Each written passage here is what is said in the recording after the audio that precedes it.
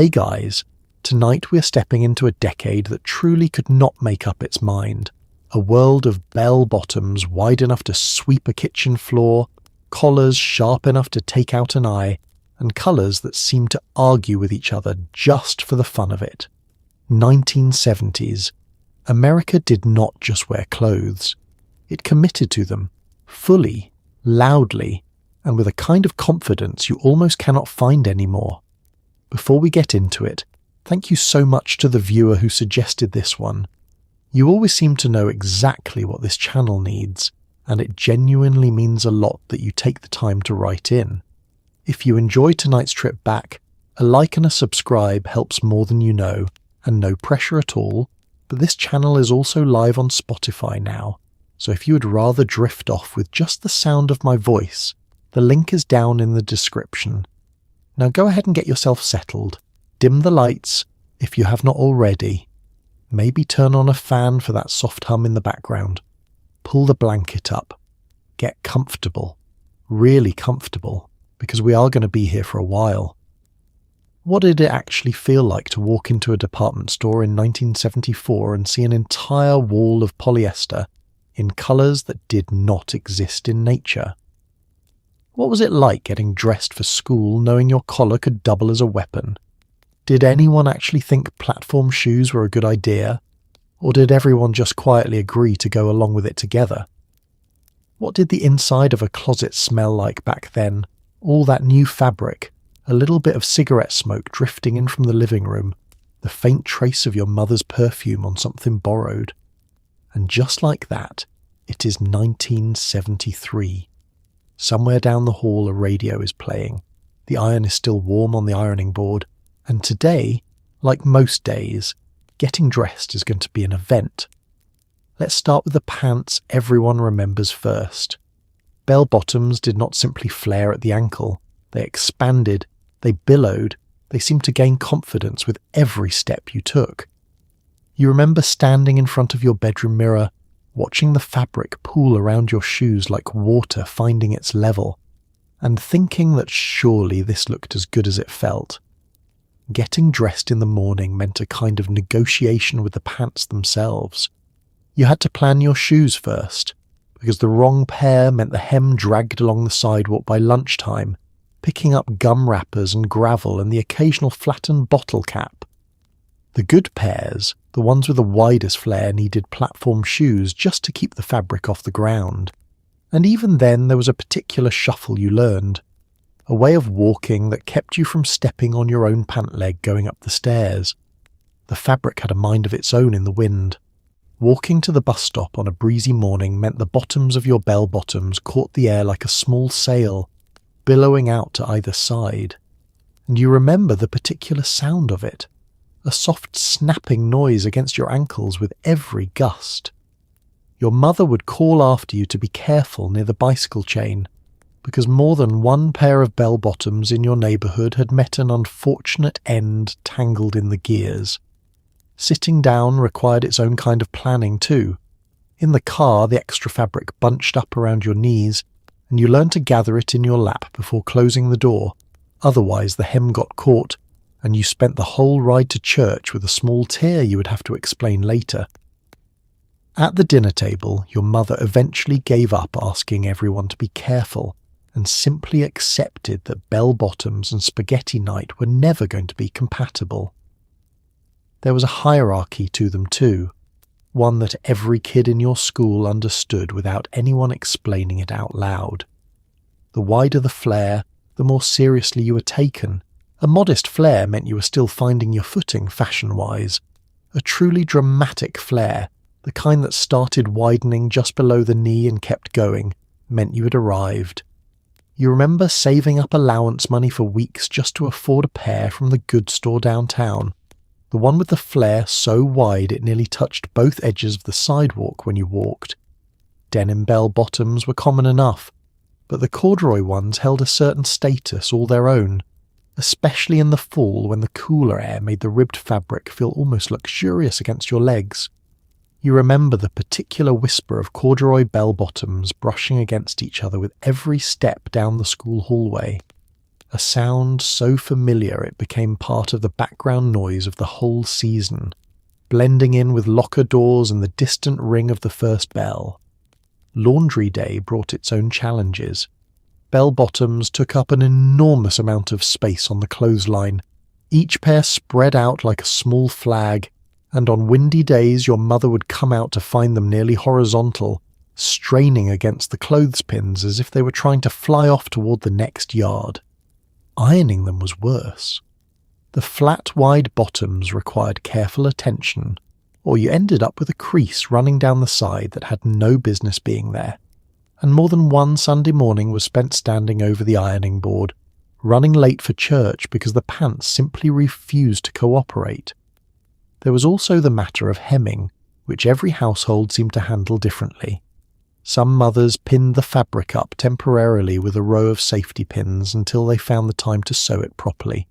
And you remember the particular danger of sitting down too quickly in a freshly pinned pair, the soft metallic click as a pin gave way somewhere near your ankle.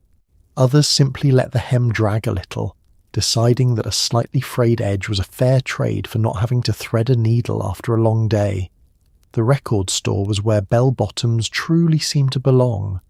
You remember standing in the aisle, flipping through album covers, and looking down to see 3 or 4 other pairs of bell-bottoms just like yours, everyone shuffling along in the same wide, sweeping rhythm, browsing to whatever was playing over the speakers. It felt less like a coincidence and more like a kind of quiet agreement. An entire generation deciding together that pants should take up more room in the world than they used to. Even gym class made its accommodations. You remember changing quickly before dodgeball, folding your bell-bottoms carefully so they would not end up crumpled at the bottom of your gym locker, and the strange lightness of running in shorts afterward. Legs suddenly free of all that extra fabric swinging around your ankles. It is the kind of confident, unnecessary flair that is harder to find now. Clothing today tends toward the practical, the streamlined, the easy to move in, and there is a quiet wisdom in that. But there was something wonderful about a decade that looked at the simple act of covering your legs and decided that subtlety was optional. Bell-bottoms did not apologize for taking up space, and in their own strange way, they taught you something about walking through the world without shrinking yourself down to fit it. You still remember the exact sound they made on a hardwood floor, that soft sweeping noise with every step like the room itself was quietly applauding. It is time to talk about the collars, not just large, not just pointed, but architectural in a way that modern fashion has quietly chosen to forget.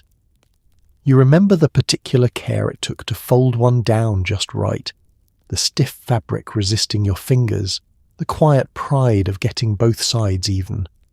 A proper collar in those days extended well past the shoulder, sometimes far enough that it seemed to compete with the lapel of the jacket worn over it. You remember your father standing at the mirror each morning, adjusting his collar points with the same seriousness most men reserve for a necktie, tugging one side then the other until the symmetry satisfied him. It was not a small task.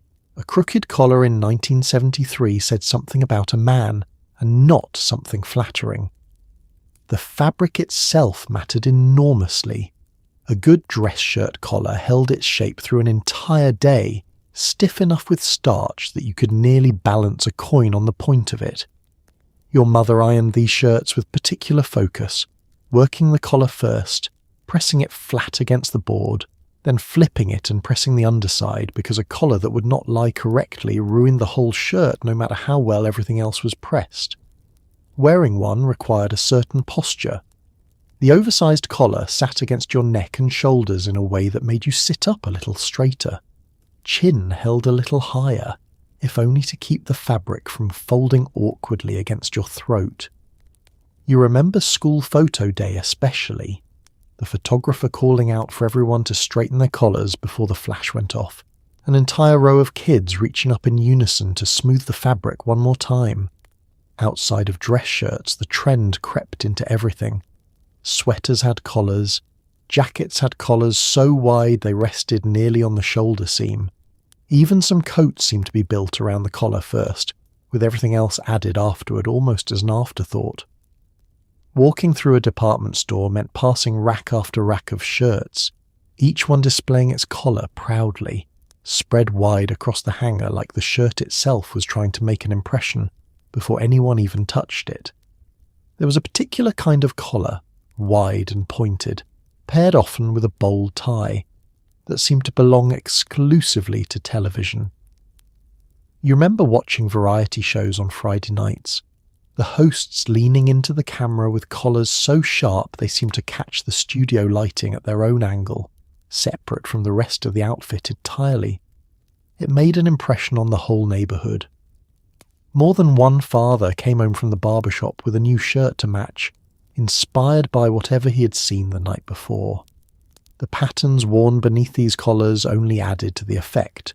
Stripes, checks, sometimes a bold floral print, all framed by that same wide, confident collar, as though the shirt could not decide whether it wanted to be loud in one place or another, and simply chose both. You remember a particular shirt your uncle wore to Thanksgiving, orange and brown, plaid with a collar wide enough to rest against both shoulders, and the way your grandmother raised an eyebrow at it across the table without saying a word. Even the women's blouses caught the same fever. You remember your mother's favourite, a soft cream fabric with a collar that tied loosely at the front, wide enough to lay flat over the shoulders of her cardigan. She wore it to parent-teacher conferences and to bridge club alike, and you remember thinking, watching her get ready in the mirror, that the collar itself seemed to be doing half the work of making her look put together. Children were not spared either. Your own school shirts came with smaller, softer versions of the same wide collar, and you remember the particular itch of a new one against the back of your neck before it had been washed a few times, the fabric still stiff from the store shelf. By the time you got home from school and changed into play clothes, even your everyday shirts carried a smaller version of the same collar, a quieter echo of the formal version. It had worked its way into every layer of clothing, from the good shirt saved for church to the undershirt worn beneath a sweater on a cold morning. It is the kind of confident detail that is harder to find now, when so much clothing seems designed to disappear quietly into the background. But there was something to be said for a decade where even something as small as a collar was given the chance to make a statement, to take up its own share of space on a person's shoulders. You still remember the particular feeling of a freshly ironed collar against the back of your neck on a Sunday morning, stiff and cool, ready for the day ahead. Let's move into the closet of the average American man in 1975. Somewhere between a suit and pajamas sat the leisure suit, and somehow an entire generation of fathers decided this was the answer. You remember your own father buttoning his up in the hallway mirror, adjusting the collar, looking, in his mind, unstoppable. The leisure suit occupied a strange middle ground that no one quite questioned at the time. It had the shape of a suit, matching jacket and trousers, but the fabric was softer, more forgiving, cut for comfort rather than formality. Your father wore his to backyard barbecues and to church equally, and it seemed to work in both settings, which felt like a small miracle of design. Though looking back, it might simply have been that nobody was paying close enough attention. The colours were where the leisure suit really made its case. Powder blue, butterscotch, a deep, confident maroon. You remember your father's collection hanging in the closet like a small paint sample display, each one paired with its own wide lapel and its own particular shine under the bedroom light.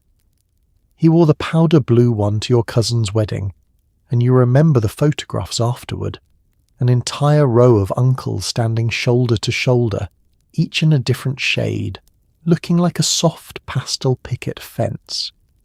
The fabric itself had a particular texture, slightly shiny, slightly stiff, something between polyester and pure confidence. You remember reaching out to touch your father's sleeve once during a car ride and being surprised by how smooth it felt, almost slippery, Nothing like the rougher wool suits from photographs of your grandfather's generation. It moved differently too, with a slight swish when he walked, the fabric catching just enough light to announce itself from across the room. Underneath, the shirt was usually left open at the collar, sometimes down 2 buttons, occasionally further, depending on how confident the man wearing it happened to feel that day.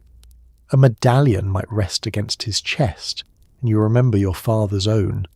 A small gold disc he wore only on special occasions, tucked just above where the shirt fell open. It was a look that required a certain ease, a willingness to let the outfit do most of the talking. Family gatherings became something of a showcase. You remember one particular 4th of July where 3 uncles arrived in 3 different leisure suits, as though they had each independently decided this was the correct choice without consulting one another. And somehow it worked. 3 grown men in soft, wide-lapelled jackets standing around the grill, spatulas in hand, looking entirely at home in their own confidence. The suit had a particular smell too, if you think back on it.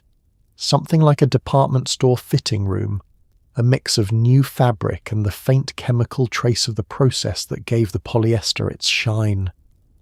Your father's suit lived in a garment bag most of the year, brought out for occasions that called for something more than his work clothes, but less formal than his one good black suit reserved for funerals. There was a certain ceremony to buying one too. You remember tagging along to the department store, watching your father stand in front of a 3-way mirror while a salesman circled in with a measuring tape, discussing the break of the trouser leg with the seriousness usually reserved for choosing a car. He tried on 3 different jackets before settling on the one that fit just right across the shoulders, and you remember the pride on his face walking out of the store with a garment bag slung carefully over one arm. The younger men in the family took it even further, pairing their leisure suits with wide-collared shirts unbuttoned just enough to show the medallion underneath, hair combed just so, ready for whatever the evening held. You remember a cousin arriving at a birthday party in a rust-coloured leisure suit so bold it seemed to change the temperature of the whole room, and the way conversation paused for just a moment as everyone took it in. Wearing one seemed to change a man's posture slightly. Your father stood a little differently in his leisure suit, shoulders back, one hand occasionally resting in the jacket pocket, a stance that seemed to belong entirely to the outfit itself. You remember him practicing this stance in the hallway mirror before leaving for a dinner party, adjusting the collar one more time, satisfied with what looked back at him. It is the kind of unshakable confidence that is harder to find now, when most men dress to blend quietly into a room rather than announce their arrival in it. But there was something almost admirable about a decade that let a grown man walk into a backyard barbecue dressed like he was hosting a talk show, and nobody thought twice about it. You still remember the particular sound of that fabric brushing against itself as your father walked, a soft rustle that somehow announced him before he even entered the room. Now we step, carefully, into platform shoes. These were not just shoes, they were commitments, structural decisions made each morning that affected your balance for the rest of the day. You remember the particular wobble of walking down a set of stairs in them, arms slightly out for balance, pretending the whole time that this felt completely natural. The height itself was the whole point. A good pair of platforms added several inches to your usual stance, and you remember the strange new perspective that came with it.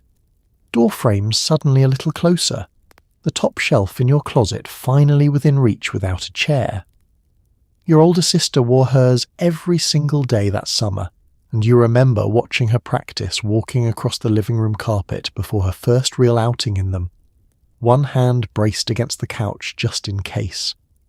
The soles were thick in a way that felt almost architectural, sometimes cork, sometimes a moulded rubber that curved up at odd angles, and you remember examining a pair up close and being amazed at how much material had gone into something meant simply to lift your foot a few inches off the ground. Some had a slight platform under the toe and a taller heel at the back, creating a strange incline that took real practice to manage gracefully. Learning to walk in them was its own small education.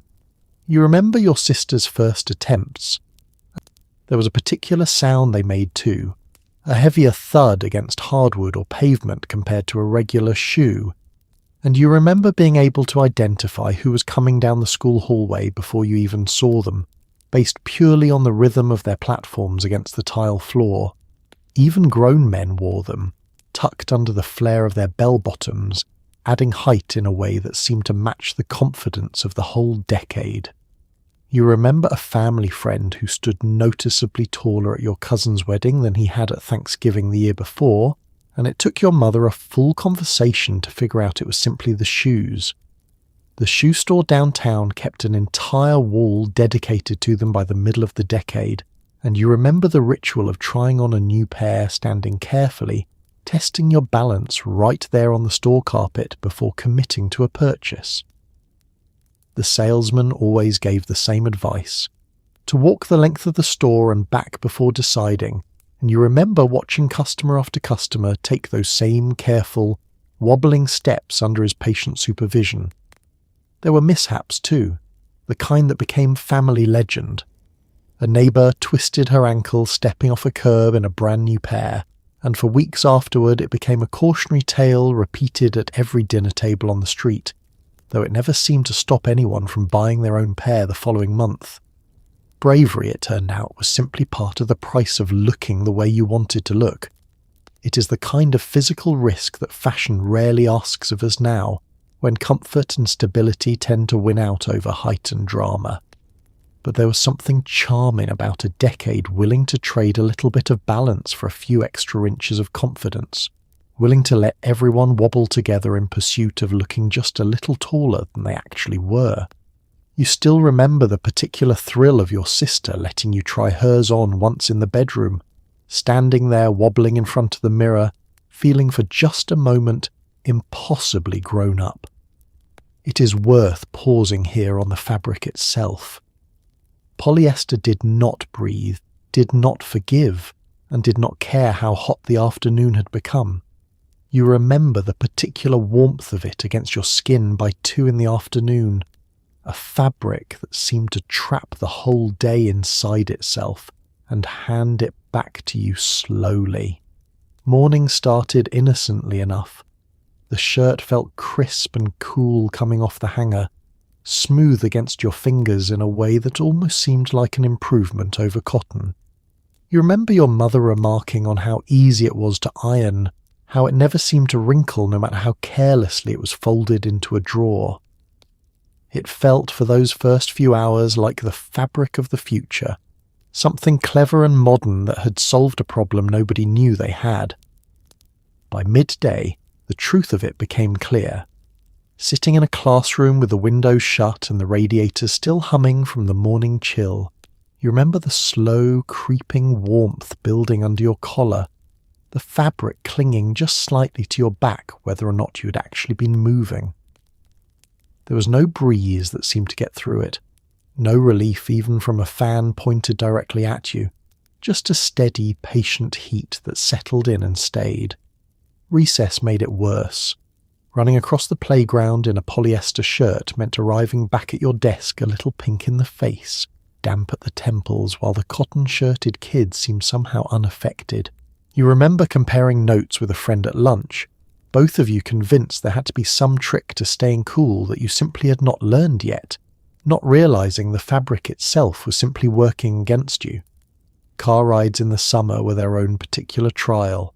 The vinyl seats radiated heat of their own, and a polyester shirt pressed against Venete seating created a warmth that seemed to double back on itself, trapping in a way that felt almost deliberate.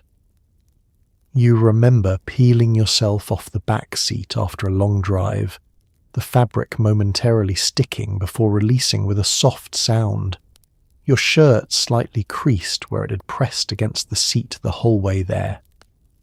And yet nobody seemed to complain too loudly, because the fabric had its advantages too. It held its shape through an entire day at school, resisted stains in a way your mother appreciated at the sink, and never seemed to fade no matter how many times it went through the wash. You remember shirts from several summers back still looking almost new, the colours as sharp as the day they were bought, a small miracle of durability that came bundled with the heat. The department stores leaned into it fully, entire racks devoted to the fabric in every imaginable colour, salesmen speaking of it with genuine enthusiasm, describing it as wrinkle-resistant and easy care, as though comfort had simply never been part of the conversation. You remember your mother examining a dress on the rack, running the fabric between her fingers, weighing the promise of easy ironing against the whispered warnings from other mothers about how warm it ran in July. Church was perhaps the truest test. An hour spent sitting still in a warm sanctuary, sun streaming through the windows, wearing your good polyester dress or suit, and you remember the particular stillness required to avoid looking like you were suffering, a quiet fanning of the church bulletin the only acceptable relief. The whole congregation seemed to share in this small, unspoken endurance test every Sunday through the warmer months. Even sleep was not entirely safe from it. Some of the newer pyjama sets came in the same fabric, and you remember waking up on a summer night slightly too warm, kicking the sheet away only to realize the pyjamas themselves were the problem, clinging just slightly in a way cotton never had. It is the kind of small everyday discomfort that fashion has quietly moved past now, with breathable fabrics considered a given rather than a luxury.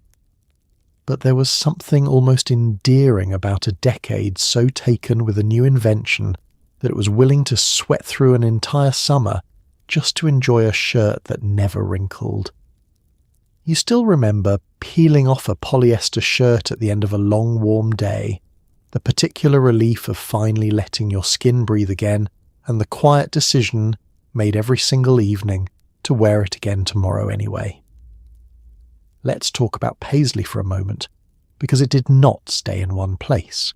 It moved from ties to shirts to curtains to bedspreads, until entire rooms seemed to swirl gently around you.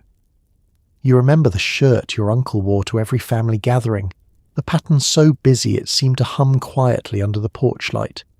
It started small enough, tucked politely onto the front of a necktie, a modest swirl of teardrop shapes that seemed almost dignified in its restraint.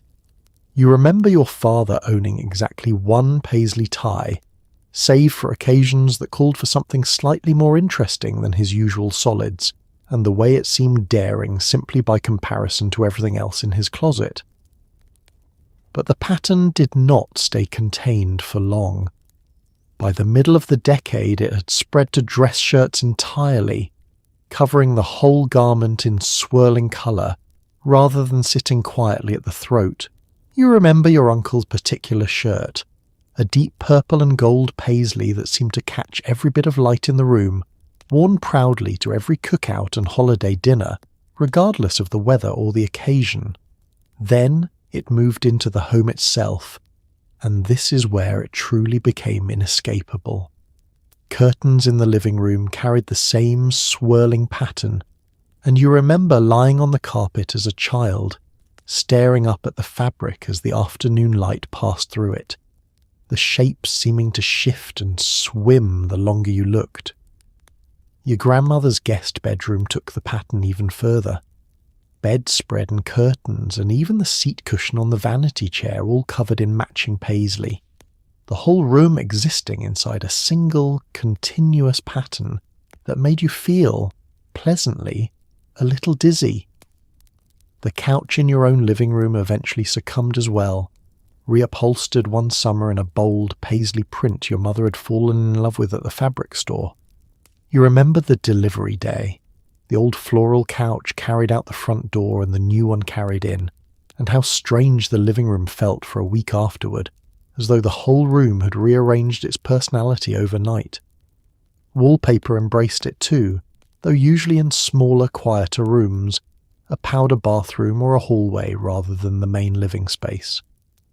You remember visiting a friend's house and being struck by the bathroom wallpaper, a deep green paisley that seemed to wrap the entire small room in its pattern, floor to ceiling, so that washing your hands at the sink felt like standing inside a piece of fabric rather than a bathroom. The pattern found its way onto scarves too, tied loosely around the neck or knotted at the wrist. And you remember your mother's collection growing steadily through the decade, a small drawer devoted entirely to different colorways of the same swirling design. She wore a different one nearly every week, and you remember being able to guess her mood some morning simply by which paisley scarf she reached for first. Even the men's swim trunks at the community pool carried it by the end of the decade, and you remember an entire summer where it seemed nearly every father standing at the shallow end wore some version of the same swirling pattern, a strange kind of uniform nobody had agreed to out loud. Furniture stores displayed entire showroom sets built around the print, armchairs and ottomans and throw pillows all coordinated in complementary paisley, and you remember walking through with your parents on a Saturday afternoon, the whole store feeling like a single sprawling pattern that had simply been cut up and reassembled into different pieces of furniture. It is the kind of quiet, decorative confidence that is harder to find now, when most homes favour solid colours and clean lines over pattern layered upon pattern.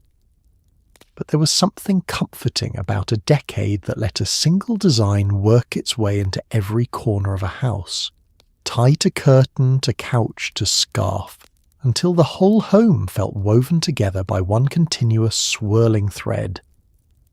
You still remember falling asleep some nights in your grandmother's guest room, staring at the ceiling, the paisley curtains moving gently in the breeze from the open window, the whole room feeling alive in the softest, quietest way.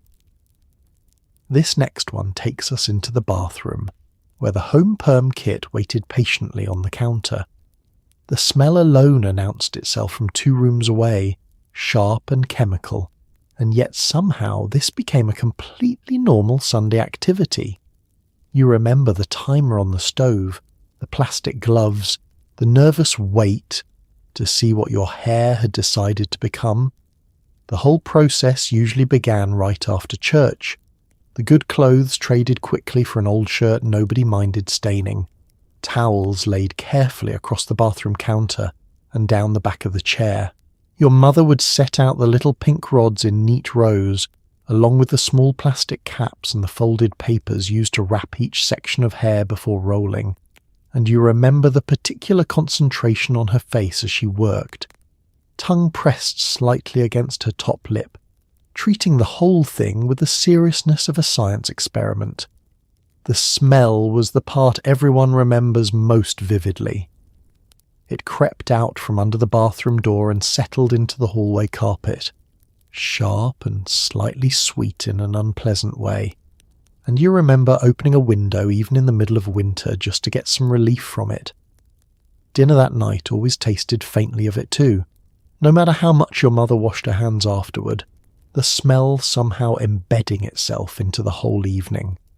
Sitting still for the process was its own kind of trial, especially for a child getting their first perm. You remember the rods pulling slightly at your scalp as they were rolled tighter, section by section, your neck growing stiff from holding still for so long.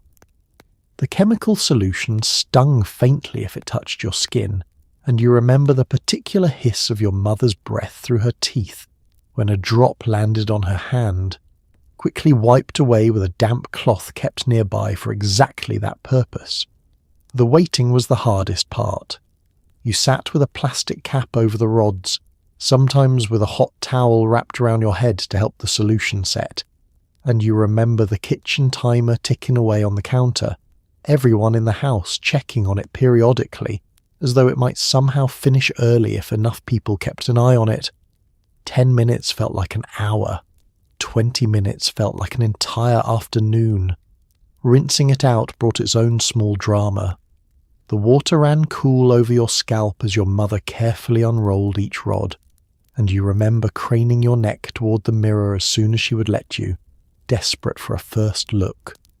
Wet, the curls always looked smaller and tighter than expected, and there was a particular anxious silence in the bathroom while everyone waited to see what would happen once it dried. The results varied enormously depending on the week, the brand of solution, and a fair amount of luck. Sometimes the curls came out soft and bouncy, exactly the look pictured on the box, and your mother would beam with satisfaction, turning your head gently side to side in the mirror to admire the work. Other times the curls came out tighter than intended, a little frizzy at the ends, and you remember the quiet negotiation the next morning over whether a headband might help calm things down before school. Neighbours traded tips over the fence about which brand held longest, and you remember your mother comparing notes with the woman next door, both of them examining each other's results with genuine professional interest, discussing processing times the way other people discussed recipes. It became a small community of expertise, passed along one Sunday afternoon at a time. The whole ritual usually ended with the bathroom aired out as best as possible, the towels tossed into the wash immediately to keep the smell from lingering, and everyone gathering in the living room afterward to admire the finished result under better lighting than the bathroom mirror provided. It is the kind of patient, hands-on ritual that is harder to find now, when most trips to change your hair happen quickly, professionally, somewhere outside the home entirely. But there was something warm about a decade where transforming your look meant an entire Sunday afternoon spent together in a small bathroom, chemical smell and all, waiting patiently to see what you would become. You still remember the particular pride of walking into school on Monday morning with fresh curls, turning your head slightly extra to make sure everyone noticed. Let's look now at the tie drawer, which by 1972 had become something closer to a small art gallery. Wide, bold, occasionally patterned in ways that seemed to compete directly with the shirt beneath them, these ties did not blend in, they announced themselves. You remember your father choosing one each morning with the seriousness of a man selecting a tie for a job interview, even on an ordinary Tuesday. The width alone told you everything about the era. A proper tie by this point stretched nearly the full width of a man's chest at its widest point, so broad that it seemed to function almost as a second garment rather than an accessory. You remember your father's collection hanging on a small rack inside his closet door, each tie wide enough to nearly touch its neighbour, a row of bold colours and patterns waiting to be chosen. Choosing the right one each morning was a genuine consideration, not an afterthought. Your father stood in front of the mirror testing different combinations, holding one tie against his shirt, shaking his head, trying another, and you remember the particular satisfaction on his face once he found the right match, or more often, the right clash, since matching seemed almost beside the point in those days. The patterns themselves range from bold geometric shapes to wide sweeping stripes, sometimes in colours that had no business existing together but somehow did anyway. You remember one particular tie in your father's collection, a wide swirl of orange and brown that he wore with a pale yellow shirt. The combination so confident it seemed to dare anyone to comment, and nobody ever did, at least not to his face. Knotting one required its own particular skill, and you remember watching your father in the mirror, fingers working through the motion with practiced ease, the wide fabric requiring a slightly different technique than the narrower ties from years before.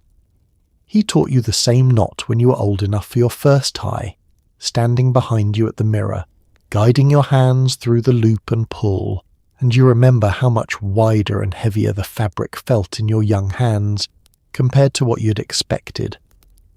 Office parties and family gatherings became something of a friendly competition, though nobody called it that outright. You remember your father and his brothers comparing ties at Thanksgiving, each one a little wider or bolder than the last, offering compliments that carried just the faintest edge of rivalry underneath them.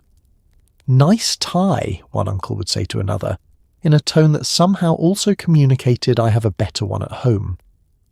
The tie clip made its own comeback during this stretch, a small gold or silver bar that held the wide fabric in place against the shirt, and you remember your father's collection of them in a small dish on his dresser, chosen to match whatever tie he had settled on for the day. Without one, the wide fabric had a tendency to swing loosely with any movement, and more than one tie ended up dipped accidentally into a bowl of soup at a family dinner before the clip solved the problem for good. Department stores devoted entire counters to them, and you remember standing beside your father while he examined tie after tie, a salesman nearby offering opinions on which patterns paired best with which shirts, though the advice seemed almost unnecessary given how little anyone seemed concerned with traditional matching in the first place. Even the width of the knot itself became a small point of pride. A wide tie deserved a substantial knot, and you remember your father's, always full and confident at the collar, never the smaller, more modest knot favoured by his own father in old photographs propped up on the mantel. It is the kind of bold, unmatched confidence that is harder to find now, when most ties have shrunk back down to something narrower and quieter, but there was something admirable about a decade that let a man walk out the door in a tie loud enough to argue with his own shirt, and treated the whole disagreement as a kind of style rather than a mistake. You still remember the particular weight of your father's tie draped over your small shoulders as a child, playing dress-up in his closet, the wide fabric slipping off no matter how carefully you tried to knot it yourself. Now we step into the jumpsuit, a single garment that promised to solve the problem of getting dressed by simply combining everything into one piece. You remember watching someone attempt to use the restroom in one at a party, the quiet negotiation happening behind a closed door, the sudden appreciation everyone gained for buttons and zippers placed with more thought. The appeal, at first glance, made a certain kind of sense. One garment, one zipper, one decision made in the morning instead of 2 or 3, and you remember your older cousin explaining this logic with total confidence the first time she brought one home from the mall, holding it up against herself in the mirror, clearly pleased with how efficient the whole idea seemed. The fabrics varied widely, some soft and flowing for evening wear, others sturdier and more practical for everyday errands, but the basic shape stayed remarkably consistent. A fitted top flowing into wide-legged pants, the whole thing zipped or buttoned up one continuous seam from waist to collar. You remember the particular way the fabric moved as a single unit, nothing separate to tuck in or adjust, which felt almost freeing the first few times you saw someone wear one. The trouble revealed itself slowly, usually the first time the wearer needed to actually use it as clothing, rather than simply admire it in a mirror. You remember the party where your cousin disappeared into the bathroom for what felt like an unreasonably long time, and emerged afterwards slightly flushed, muttering something about needing to plan these things better next time. The entire garment had to come off nearly to the waist for even the simplest errand, an inconvenience nobody had considered during the excitement of buying it. Despite this, the jumpsuit only grew more popular as the decade wore on, showing up at parties, at family gatherings, even occasionally at church, though the more conservative aunts in the family tended to raise an eyebrow at that particular choice. You remember a wide range of colours and patterns, some in bold, solid shades, others in the same swirling paisley that seemed to be taking over everything else in the house, all cut from the same basic one-piece pattern. Getting in and out of a car in one required its own small adjustment.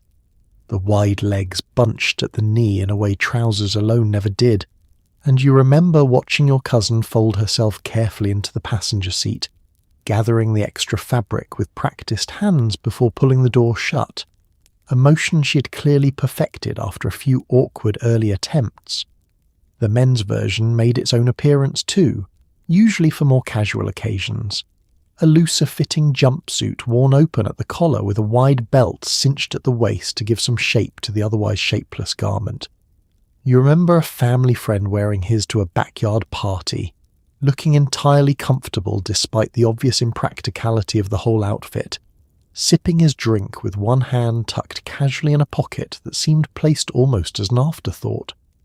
Sizing them correctly was its own particular challenge, since the garment needed to fit properly at both the shoulders and the ankles simultaneously, a combination that rarely worked out perfectly for anyone. You remember trips to the department store fitting room, your cousin trying on 3 or 4 before finding one that did not pull awkwardly across the shoulders while also dragging too long at the ankle.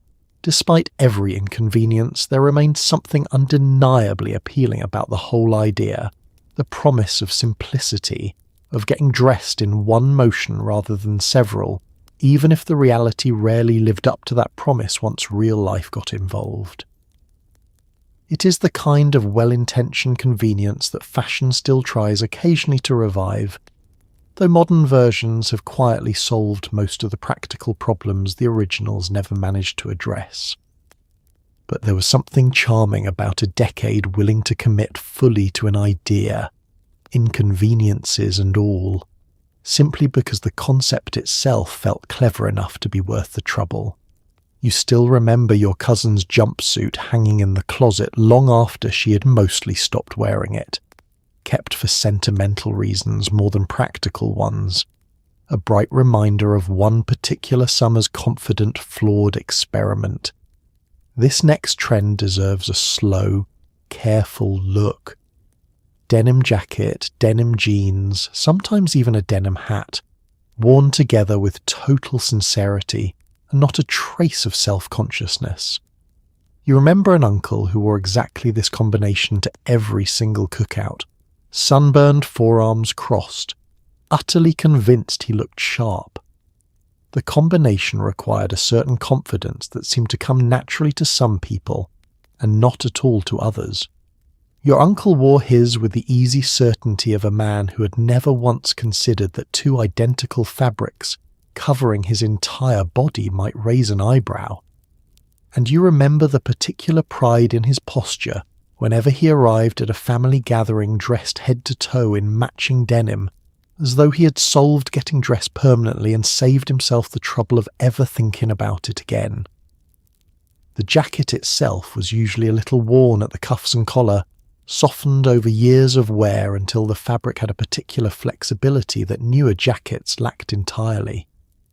You remember running your hand along the sleeve once as a child, surprised by how different it felt from the stiffer denim of a brand new pair of jeans, the fabric having earned its softness through countless washes and countless summers.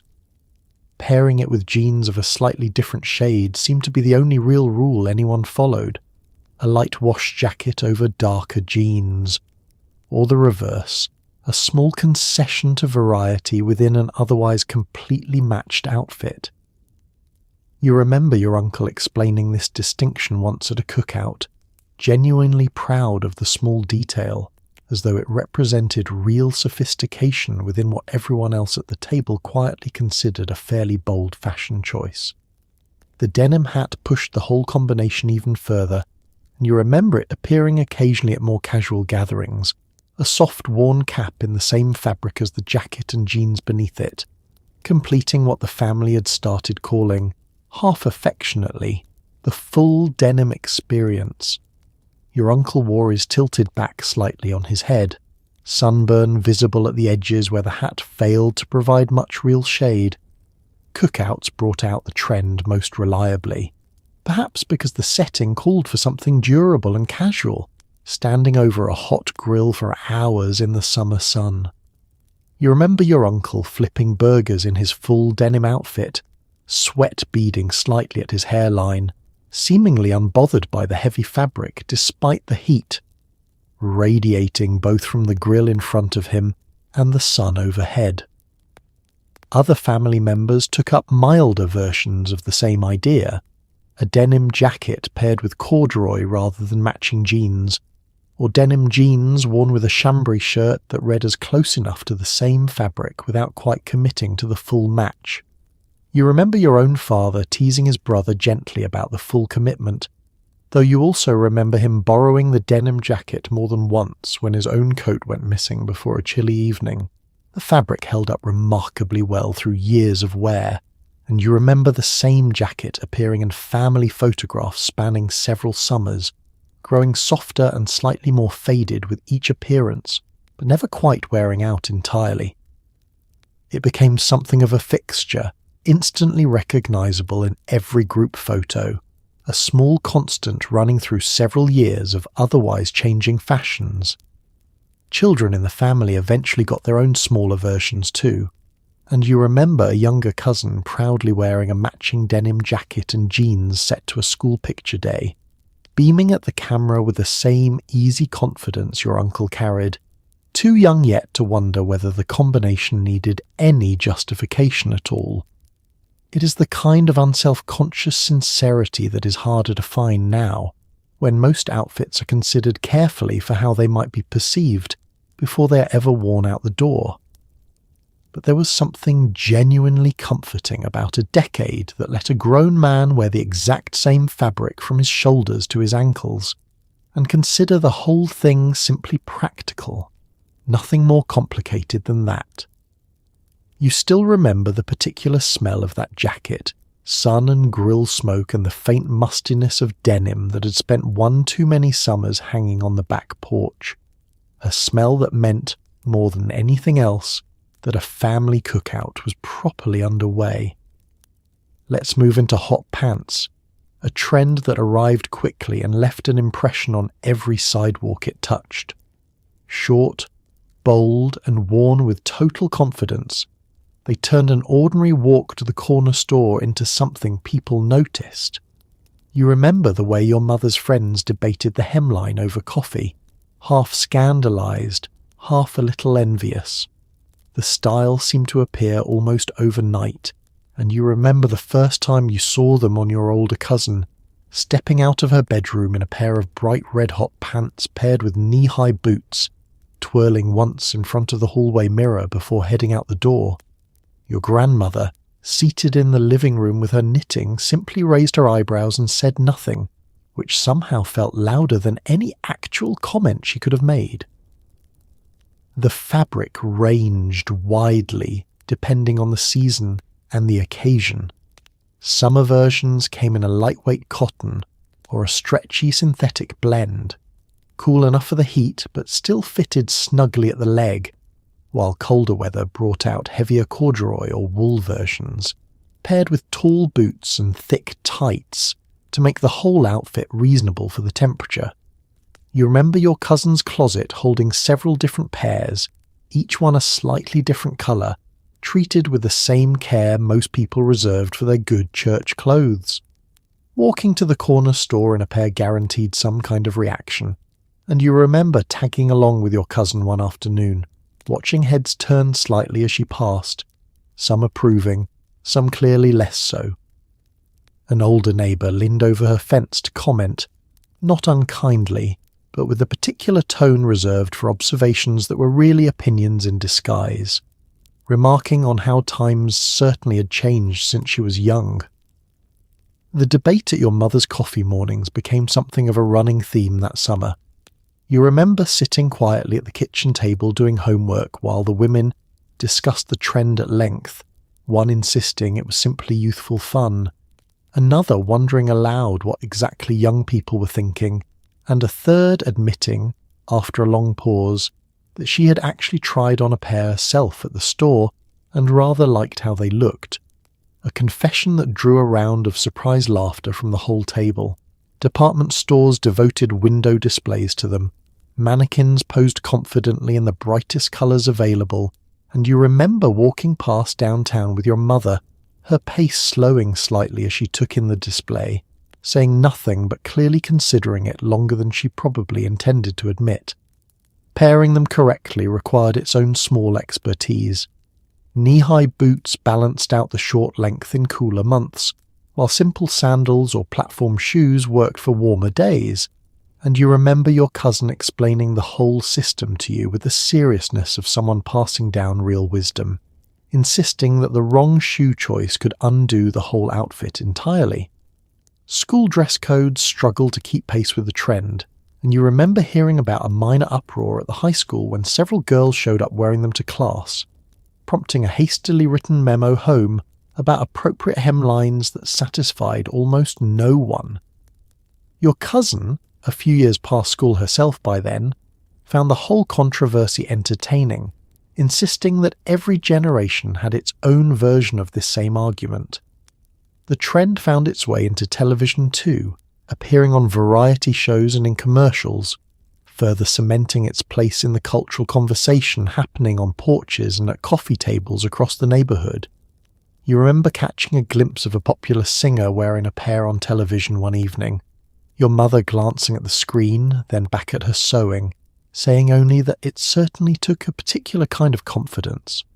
By the end of that summer, even some of the more hesitant women in the neighbourhood had come around, at least enough to admit the style had its charm, even if they had no plans to try it themselves. The topic slowly faded from coffee morning conversation as newer trends arrived to take its place, though you remember it lingering a little longer than most, perhaps because it had asked something a little bolder of the people wearing it. It is the kind of small, everyday controversy that feels almost quaint now, when so many styles arrive and pass without much comment at all. But there was something lively about a decade where a simple hemline could spark genuine conversation up and down a street, where fashion still had the power to surprise the neighbours a little. You still remember your cousin twirling in the hallway mirror that first afternoon, entirely unbothered by what anyone might think, delighted simply with how the outfit made her feel. Now we drift into the halter top, a summer staple that exposed a lot more shoulder than the previous decade had ever allowed. You remember the particular ritual of tying the straps just right in the bathroom mirror, and the sunburn that inevitably followed by the end of the day at the lake. The tying itself took practice, and you remember watching your older sister work through several attempts most mornings before she felt satisfied, reaching behind her neck to knot the straps, checking the mirror, untying, adjusting, retying again until the fabric sat exactly where she wanted it. A crooked knot meant an uneven neckline all day, and this was apparently unacceptable no matter how minor the difference actually looked to anyone else. Fabric choices range from soft cotton for everyday wear to something shinier and more decorative for evenings out, and you remember a particular yellow gingham halter top that seemed to live permanently on the clothesline that summer, worn almost daily to the community pool and washed each evening in preparation for the next day. The pattern faded slightly by August, sun and chlorine working together to soften the once bright colour into something gentler. The exposed shoulders and back brought an entirely new problem into the household, one that had not existed with the higher necklines of years before. You remember the bottle of suntan lotion living permanently on the bathroom shelf that summer, and the careful process each morning of applying it to areas that had never before needed protecting. Your sister twisting awkwardly in front of the mirror trying to reach the middle of her own back. The lake trips were where the halter top truly earned its reputation. You remember entire afternoons spent swimming and sunbathing, the halter top eventually shed in favour of a swimsuit, only to be tied back on for the drive home, and the particular wince that followed when the fabric brushed against skin that had gone pink and tender over the course of the day. Your mother kept a bottle of after-sun lotion in the car specifically for this purpose, applying it generously to your sister's shoulders before they had even reached the driveway. The distinctive tan lines became something of a running joke by the end of summer, pale strips where the straps had crossed against sun-darkened skin, visible clearly whenever your sister changed into a regular sleeveless dress for a family dinner.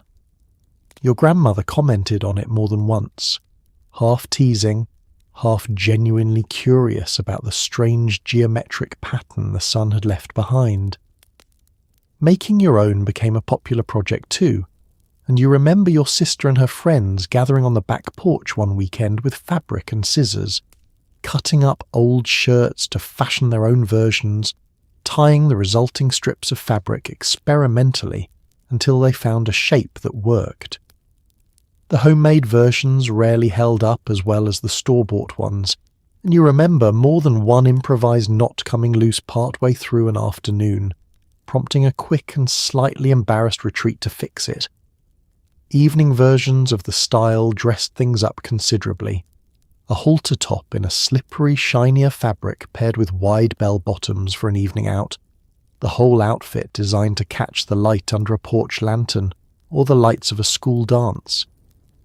You remember your sister getting ready for one such evening, carefully applying a bit of powder to her shoulders to keep them from looking shiny under the lights, an extra step that seemed to matter enormously to her at the time.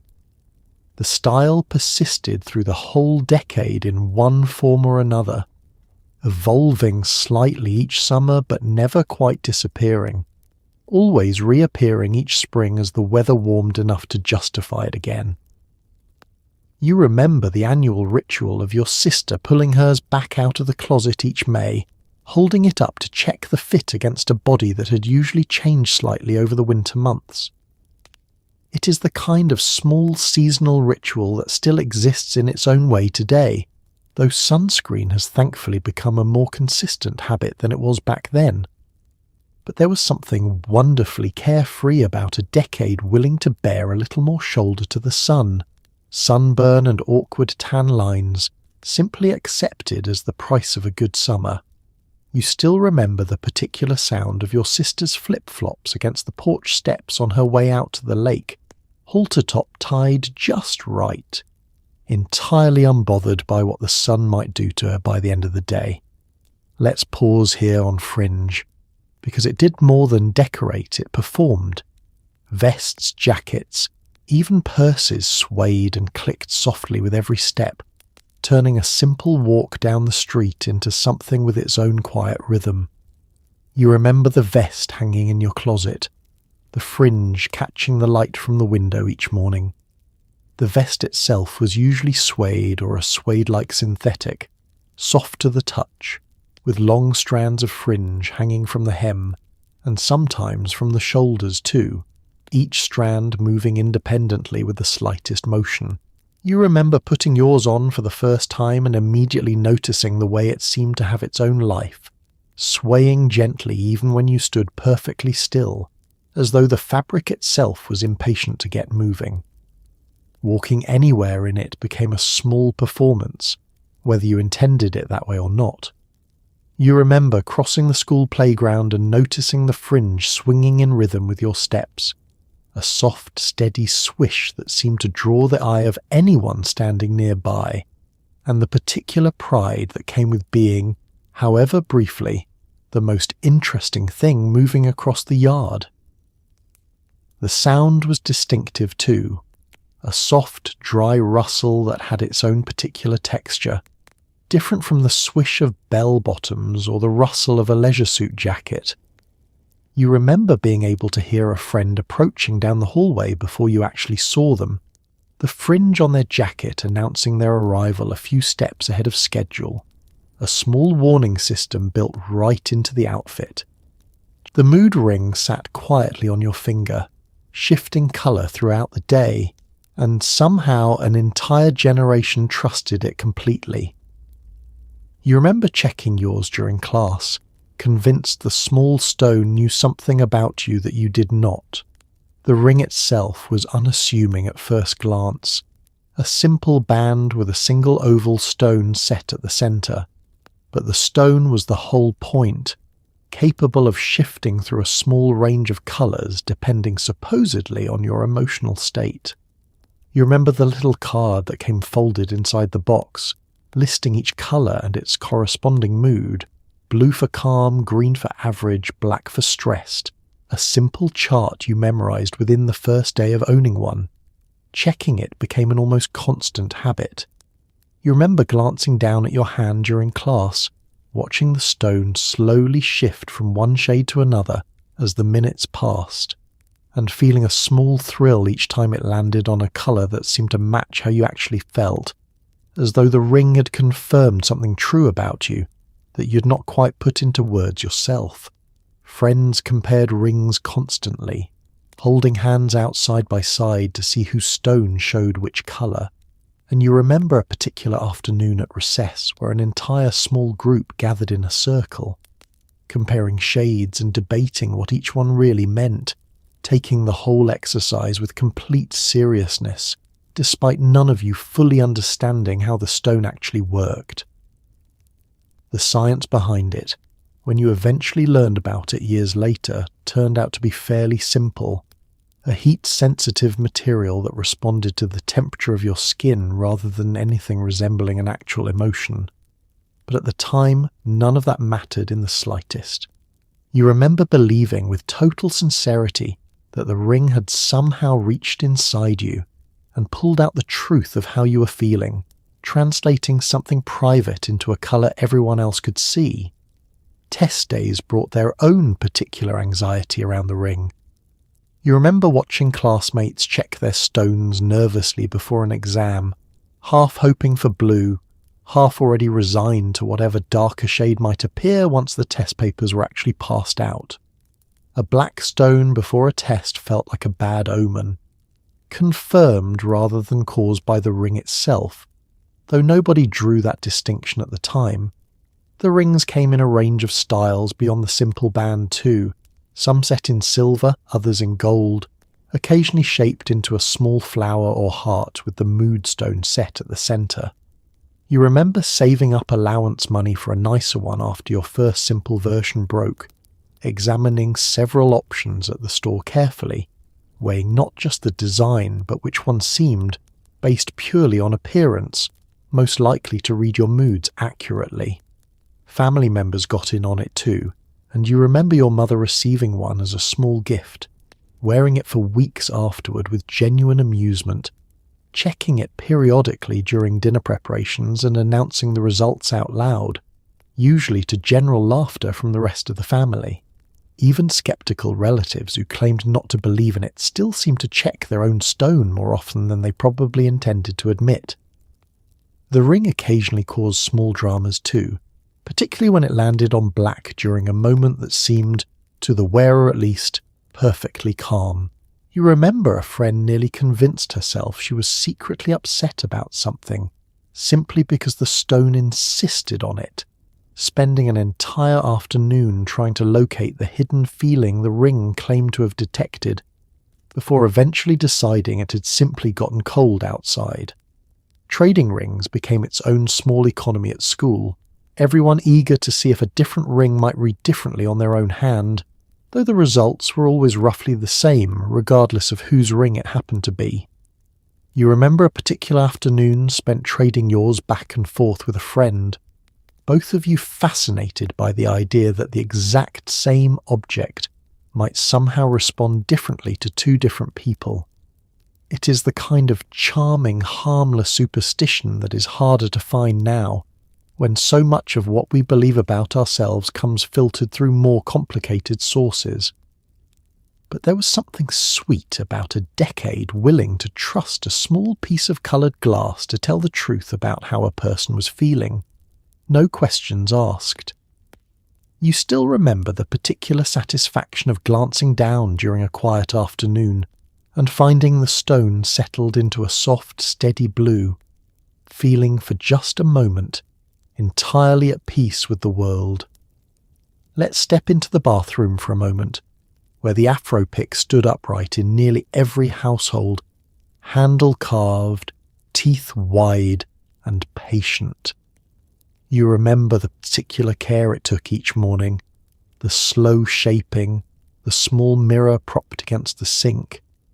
The pick itself had a particular presence on the bathroom counter, distinct from anything else sitting nearby, long-toothed and often decorated with a carved handle, sometimes shaped like a small clenched fist, sometimes simpler, just a smooth curve of wood or plastic worn soft at the edges from years of daily use.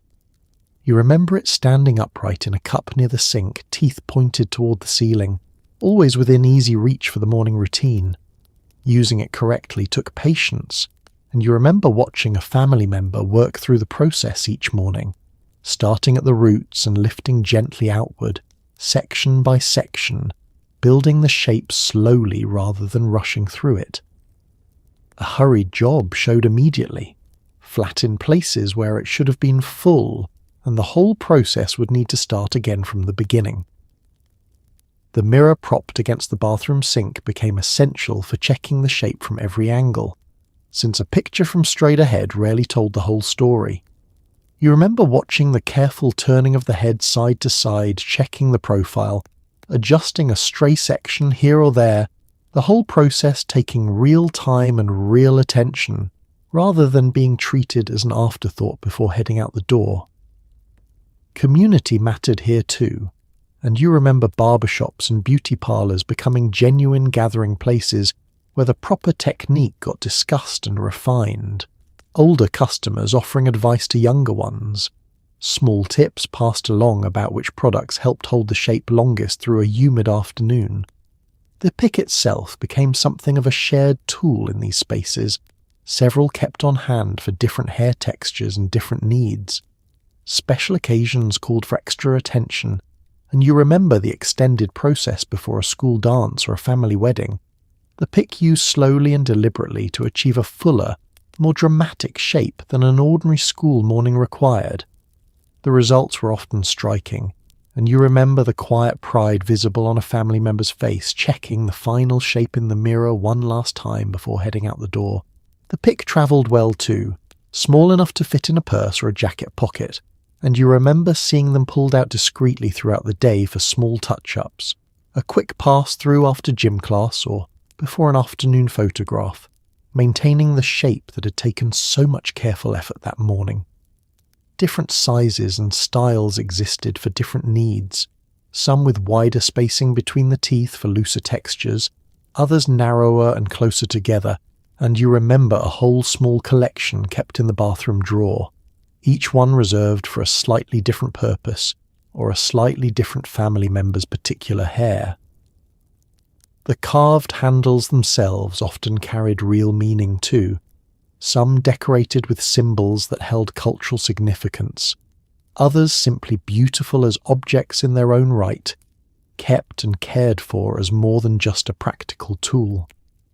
You remember one particular pick in your household, its handle worn smooth and dark from years of handling, treated with a certain reverence that went beyond its purely functional purpose.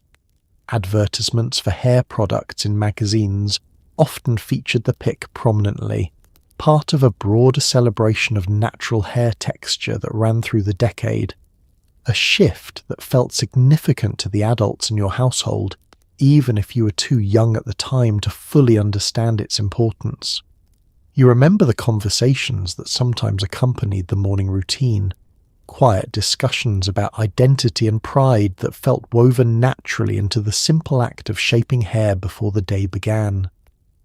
It is the kind of careful, unhurried personal ritual that still exists today in its own updated form, though the specific tool has evolved alongside changing styles and preferences. But there was something meaningful about a decade where this particular morning routine carried weight beyond simple practicality, where a pick left standing in a bathroom cup represented something worth taking real time over. You still remember the particular sound of that pick moving through hair each morning, a soft rhythmic sound that meant the day was properly beginning, unhurried and deliberate, exactly as it should be. Now we look at corduroy, a fabric that by the mid-70s had escaped its usual browns and tans and wandered into colours it had no business being. You remember a pair of mustard yellow corduroy pants in your own closet, the particular whisper of the fabric with every step down the hallway. The traditional colours had always made a certain sense, deep browns and forest greens that felt at home in autumn classrooms and hunting lodges alike, colours that seemed almost apologetic in their earthiness. You remember your grandfather's old corduroy jacket, a sensible tan that had clearly been chosen with restraint, the kind of garment that disappeared quietly into any room it entered. But the new colours refused that same restraint entirely. You remember the mustard yellow pair arriving home from the department store, your mother holding them up with a slightly uncertain expression, as though she was still deciding whether she approved even after having already paid for them. There was also a deep burgundy pair, a bold orange, and eventually a pair in a shade your family simply called the green one, since no one could quite settle on whether it was closer to olive or something else entirely. The texture remained exactly the same regardless of colour. That distinctive ribbed surface running in parallel lines down the length of each leg, and you remember the particular sound it made brushing against itself while walking.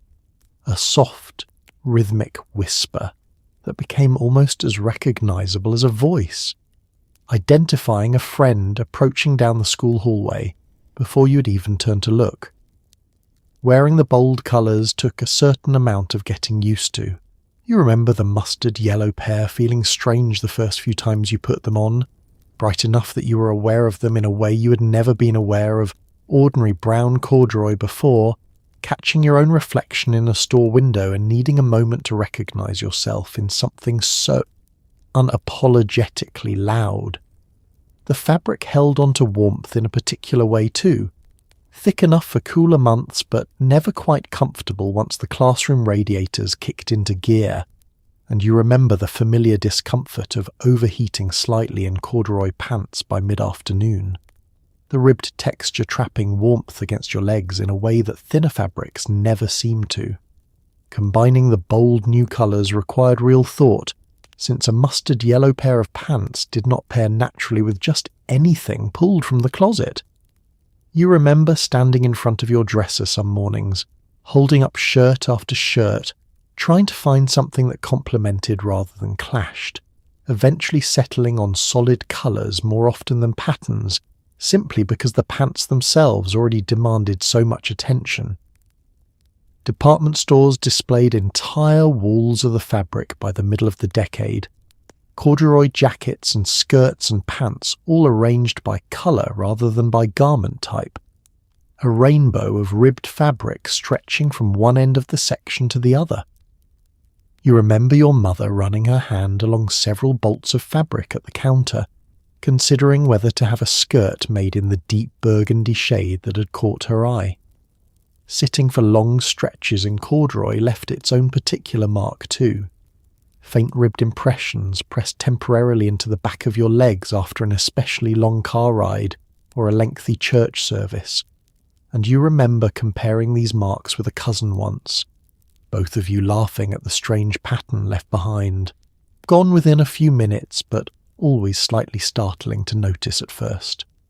The fabric aged well despite the boldness of the colours, and you remember hand-me-down pairs passing between siblings and cousins for years afterward, the ribbed texture softening gradually with each wash, while the bright colours faded only slightly, outlasting plenty of other trends that came and went far more quickly.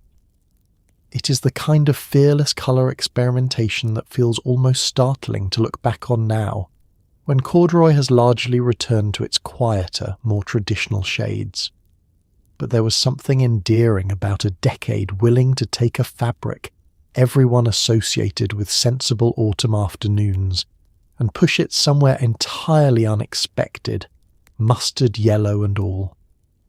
You still remember the particular feeling of those pants against your legs on a cool October morning, ribbed and warm and impossibly bright, walking to school with a confidence the colour alone seemed to lend you. Let's turn now to the maxi dress, a garment so long it seemed to negotiate with the ground beneath it. You remember your mother gliding through the kitchen in one, hem brushing the linoleum, somehow managing to look effortless while cooking dinner in it. The length itself was the entire point, falling nearly to the ankle or beyond, a dramatic departure from the shorter hemlines that had dominated just a few years earlier. You remember your mother trying one on for the first time in the store fitting room, turning slowly in front of the mirror, visibly delighted by how the fabric pulled gently around her feet, a sensation entirely different from anything else hanging in her closet. Moving through the house in one required a certain grace that took time to develop. You remember watching your mother navigate the kitchen carefully those first few weeks, lifting the hem slightly with one hand while reaching for a pot on the stove, learning through small trial and error exactly how much fabric she could safely ignore and how much needed active management with every step. The fabric itself varied widely depending on the occasion, lightweight cotton prints for everyday wear around the house, and something silkier and more fluid for evenings out. The better fabric catching the light in a way that made even a simple walk across the living room feel like a small entrance. You remember a particular deep blue maxi dress your mother saved for dinner parties, the fabric swishing softly with each step, a sound distinct from her everyday cotton version. Household chores presented their own particular challenges. You remember watching her carefully gather the hem before bending down to load the dishwasher, or hitching the fabric up slightly while climbing the porch steps with an armful of groceries, small adjustments that became second nature after enough practice but looked, to a child watching closely, like a kind of constant quiet negotiation between the dress and daily life. The garden brought its own hazards entirely. You remember your mother kneeling carefully among the tomato plants one summer afternoon, maxi dress gathered up and tucked beneath her knees to keep the hem from dragging through the dirt, a compromise that worked reasonably well until she stood up too quickly and had to shake dry soil from the fabric before continuing. Car rides required their own small ritual too, the extra length gathered carefully before sliding into the passenger seat, then arranged again once seated to avoid the hem catching in the door. You remember more than one occasion when the door had to be reopened because a section of fabric had been caught, your mother laughing it off good-naturedly each time despite the minor inconvenience. The pattern choices ran the full range of everything else happening in fashion that decade, from bold florals to the same paisley print that seemed to be claiming territory everywhere else in the house. And you remember your mother's collection growing to include several different prints, each one saved for slightly different occasions depending on how bold she felt that particular week. Family gatherings became something of a showcase for the style, and you remember your aunt arriving at a summer barbecue in a bright yellow maxi dress that seemed to glow in the afternoon sun, the fabric moving gently with the breeze as she crossed the yard, drawing admiring comments from the other women seated at the picnic table. Even church embraced the trend eventually, and you remember an entire row of women in the pew ahead of your family, dressed in maxi dresses of varying colours and patterns, the fabric pooling around their feet as they sat, creating a soft wave of colour that seemed to ripple gently down the row each time everyone stood together for a hymn. It is the kind of graceful, deliberate movement that fashion rarely requires of us now, when most clothing is designed for quick, unconscious motion rather than careful management.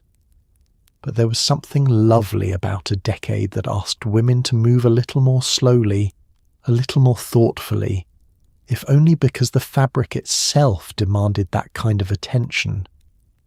You still remember watching your mother glide down the front hallway, in her good maxi dress before a dinner party, the fabric trailing gently behind her, entirely unbothered by how close it came to brushing the floor with every graceful step.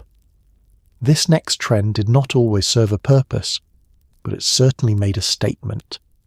Chunky belts sat low or high depending on the year, sometimes cinching nothing at all, simply existing as decoration. You remember the leather one your older sister wore constantly, buckle the size of a small dinner plate. The belt itself seemed to exist independent of any practical need, worn over dresses that already fit perfectly well without it, looped through the waistband of pants that had no trouble staying up on their own. You remember asking your sister once what the belt was actually for, and her pausing for a moment before admitting, with a small laugh, that she genuinely was not sure, only that it finished the outfit in some way she could not quite explain. The buckle was where the real personality lived, some shaped into bold geometric designs, others simply oversized versions of a traditional rectangle, all clearly meant to draw the eye rather than blend quietly into the outfit around them. You remember your sister's particular favourite, a brass buckle nearly the size of her palm, polished carefully before every wearing, until it caught the light from across the room. Positioning it took genuine consideration too, and you remember watching the trend shift over the course of just a couple of years. Belts worn high near the natural waist one season, then slung low across the hips the next, each shift requiring a small adjustment in how every outfit in the closet needed to be reconsidered. Your sister kept careful track of which look was currently favoured, adjusting her wardrobe accordingly with what seemed like genuine dedication. The leather itself came in a range of finishes, some smooth and polished, others rougher and more textured, occasionally braided into a thick woven pattern that added even more visual weight to an already substantial accessory. You remember running your hand along your sister's belt once, surprised by the actual heft of it. Far sturdier than any belt you had previously handled, clearly built to be noticed rather than simply function. Pairing one over a dress created its own particular effect, cinching in fabric that had never been designed with a belt in mind, and you remember watching your sister experiment with this combination in front of the mirror, trying the same simple dress with and without the belt, each version looking like an entirely different outfit depending on which she chose. The wide belts occasionally created their own small discomforts too, particularly when worn snugly for a full day, and you remember your sister shifting slightly at the dinner table some evenings, quietly loosening the buckle a notch after a large meal, a small concession that fashion sometimes required practical adjustment regardless of how good the belt looked in the mirror that morning. Thrift stores and hand-me-downs kept the trend accessible to nearly everyone, and you remember your sister finding some of her best buckles second-hand, polishing away years of tarnish until the metal gleamed as though new, proud of the bargain she'd found regardless of its slightly worn history. Even without a dress or pants to cinch, the belt sometimes appeared purely as an accessory, looped loosely around a long cardigan, or draped decoratively across a simple tunic, serving no structural purpose whatsoever beyond adding one more layer of visual interest to the outfit. You remember your sister explaining this particular styling choice with complete confidence, as though the absence of any practical function was somehow beside the point entirely. Family photographs from that stretch of years show the trend clearly in nearly every image, an entire row of women and girls each wearing some version of the same bold, chunky belt, buckles catching the camera flash in a dozen slightly different ways across a single photograph. It is the kind of purely decorative confidence that fashion rarely commits to so fully now, when most accessories are expected to justify their presence with at least some practical function. But there was something delightful about a decade willing to wear an object simply because it looked good. No explanation required beyond that. You still remember the particular gleam of that buckle catching the porch light as your sister headed out the door some evening, an accessory with no real job to do, worn anyway with complete and total confidence. Let's move into the world of the disco shirt, unbuttoned further than seemed reasonable, collar wide enough to rest gently on the shoulders. You remember watching your cousin get ready for a school dance, checking the mirror one more time, adjusting the collar just so. The shirt itself was usually made from a fabric with a particular sheen to it, satin or a satin-like synthetic that caught light in a way ordinary cotton never could, and you remember your cousin's favourite, a deep burgundy version that seemed to shimmer slightly under his bedroom light as he turned in front of the mirror, checking the fit from every angle before deciding it was ready. The collar itself deserved special attention, wide and pointed in the same dramatic style, sweeping through nearly every garment that decade, but paired here with buttons left undone considerably further down the chest than might have seemed sensible just a few years earlier. You remember your cousin explaining the correct number of buttons to leave open with genuine seriousness, insisting there was a specific formula involved, though the formula itself seemed to shift depending on his mood and the particular occasion. A medallion or a simple gold chain often completed the look, resting against the exposed chest in a way that seemed carefully considered, despite the overall appearance of effortlessness. You remember your cousin borrowing a chain from his older brother for one particular dance, adjusting it repeatedly in the mirror until it sat at exactly the length he wanted, a small detail that apparently mattered enormously to the whole finished outfit. Getting ready for a dance became its own small production, and you remember sitting on the edge of your cousin's bed watching the whole process unfold, hair carefully combed and styled, the shirt selected and reselected from several similar options hanging in the closet, each one considered carefully under the bedroom light before a final decision was reached. The fabric moved differently from anything else in his closet too, a slight slipperiness that caught and released light with every small movement, and you remember him practicing a few dance moves in front of the mirror beforehand, watching how the shirt responded, clearly pleased with the way it seemed to shimmer even during the simplest turn. Pairing it with the right pants mattered just as much as the shirt itself, usually something with a similar sheen, or a bold, confident colour that matched the energy of the shirt rather than working against it. You remember your cousin's dark trousers with a subtle stripe running down the outer seam, chosen specifically because they seemed to complement the shirt without competing with it for attention. The school dance itself became a showcase for the whole trend, and you remember dropping your cousin off and catching a glimpse inside the gymnasium, an entire dance floor of similar shirts catching the coloured lights strung around the room, collars wide, buttons undone just enough, a whole room full of confidence dressed in shimmering fabric. Older brothers and cousins often served as the source for advice on the trend, passing down small tips about which fabrics held up best on the dance floor, which colours photographed well under gymnasium lighting, knowledge that seemed to travel informally from one age group to the next, without ever being written down anywhere. Even the walk to the car that evening carried a certain performance to it, and you remember your cousin adjusting his collar one final time in the reflection of the car window before climbing in, checking that everything still sat exactly the way he wanted it after the short walk from the front door. It is the kind of bold, unapologetic confidence that fashion rarely allows for so openly now, when most evening wear tends towards something more restrained.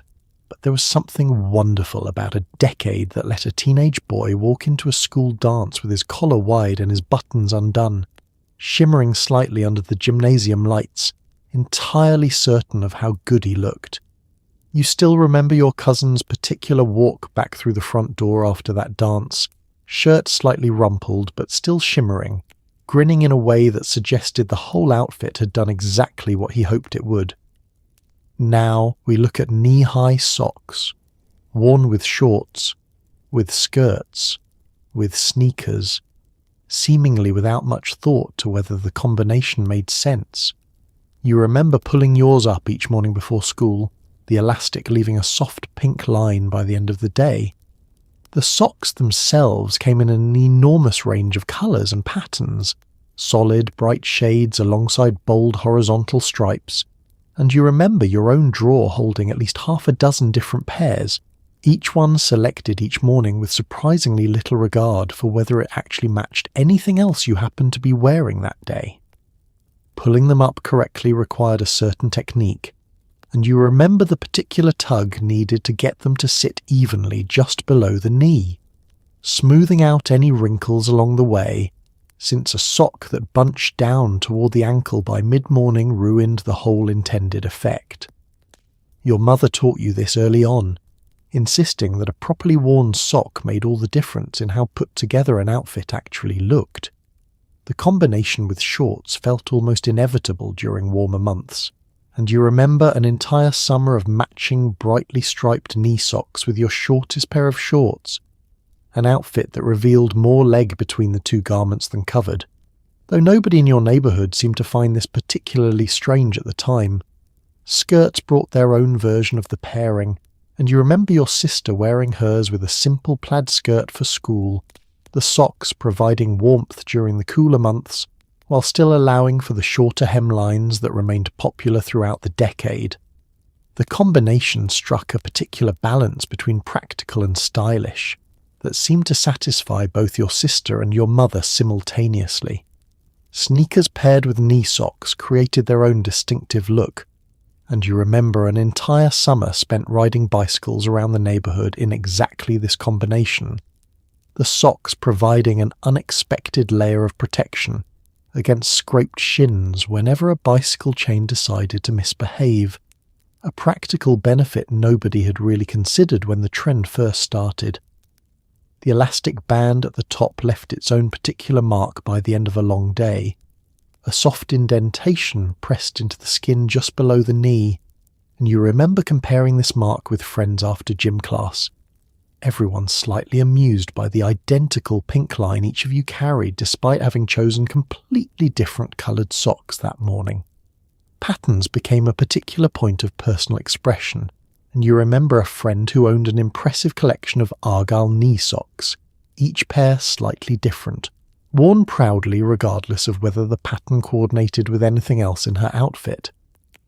She seemed to operate under the belief that the socks themselves were interesting enough to stand entirely on their own merit. Washing and keeping track of so many pairs became its own small household task, and you remember your mother sorting through a large basket of mismatched socks every Sunday evening, trying to reunite pairs that had somehow separated during the wash, a task made more difficult by how many similar colours and patterns existed across the whole collection. Winter brought thicker versions of the same basic style, worn under boots for warmth, and you remember the particular comfort of these heavier knee socks on especially cold mornings, providing a layer of warmth that felt almost luxurious compared to the thinner cotton versions worn during warmer months. Even into the later years of the decade, the trend continued largely unchanged, knee socks appearing with an ever wider range of outfits, seemingly compatible with anything a person felt like wearing that particular morning, regardless of whether an outside observer might have paired the pieces together intentionally. It is the kind of cheerful, uncomplicated mixing that fashion rarely bothers with now, when so many outfits are planned carefully for coordination, rather than simply thrown together based on whatever felt comfortable and available that morning. But there was something freeing about a decade that let a bold striped sock pair happily with almost anything else in the closet, no real justification required. You still remember the particular satisfaction of finding a perfectly matched pair in the sock drawer on a school morning, pulling them up evenly, ready to face the day with your favourite stripes on full display. Let's talk about the tube top, a piece of clothing that promised simplicity and delivered a full day of quiet readjustment. You remember the particular tug at the waist that happened every few minutes, an action so common it barely registered as strange at the time. The appeal on paper made perfect sense, a simple stretch of fabric with no straps, no buttons, no zippers, nothing at all to fuss with beyond pulling it on over your head each morning. You remember your cousin explaining this exact logic the summer she bought her first one, holding it up with obvious enthusiasm, insisting it was the easiest garment she had ever owned, a claim that would prove only partially true once actual wearing began.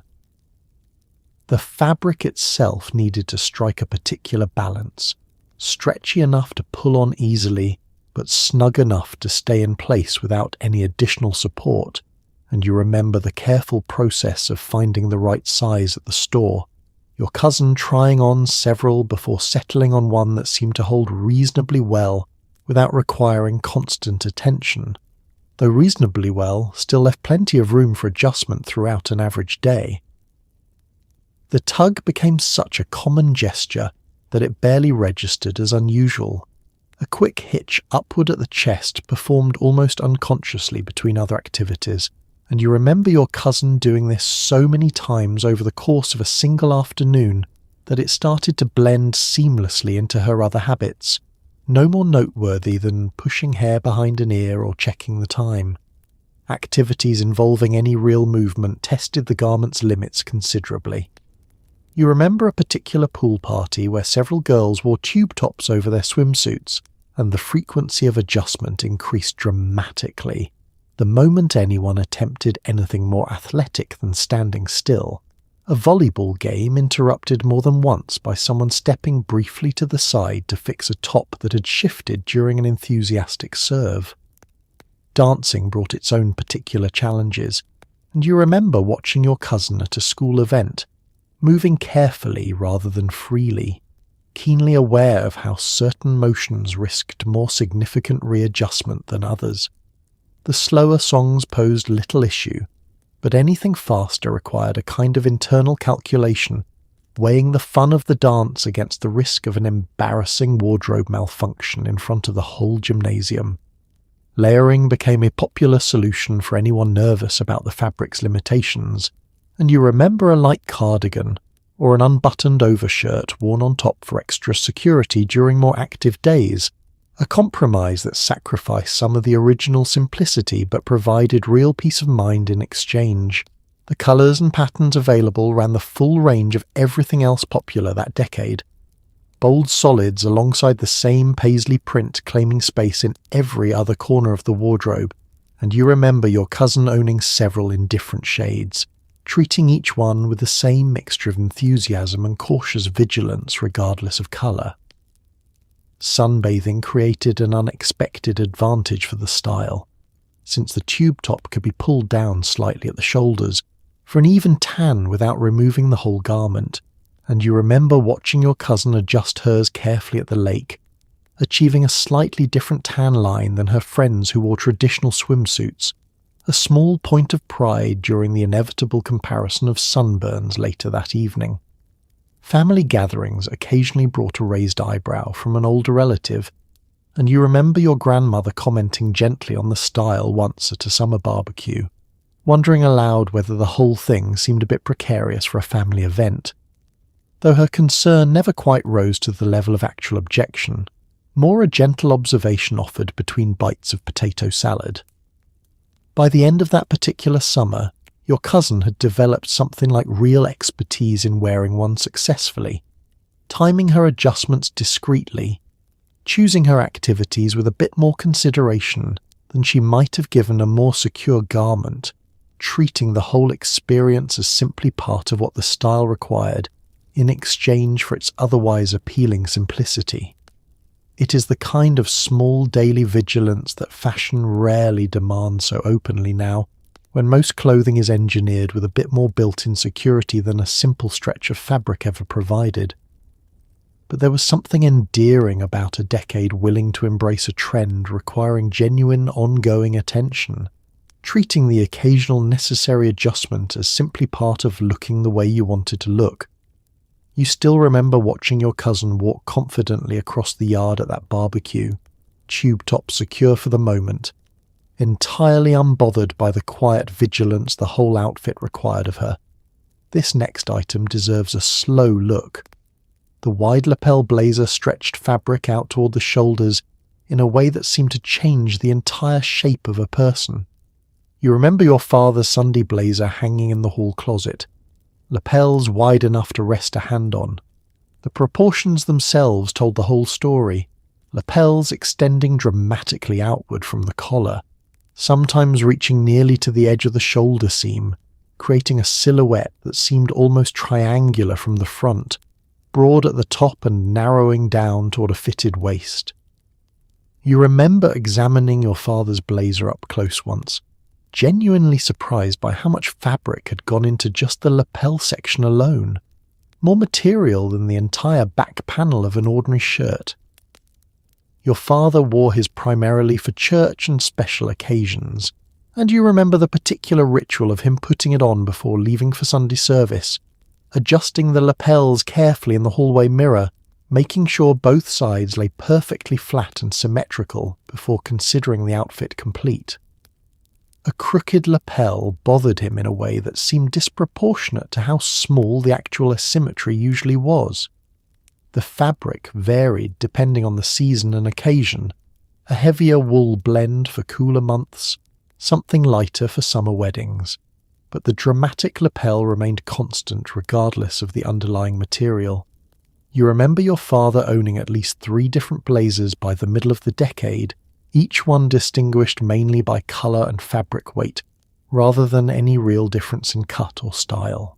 Pairing it correctly with a shirt and tie required real consideration, since the wide lapel demanded an equally confident tie to avoid looking unbalanced, and you remember your father standing in front of the mirror some mornings, holding various tie and blazer combinations against each other, searching for the pairing that felt appropriately proportioned rather than overwhelmed by the sheer size of the lapel itself.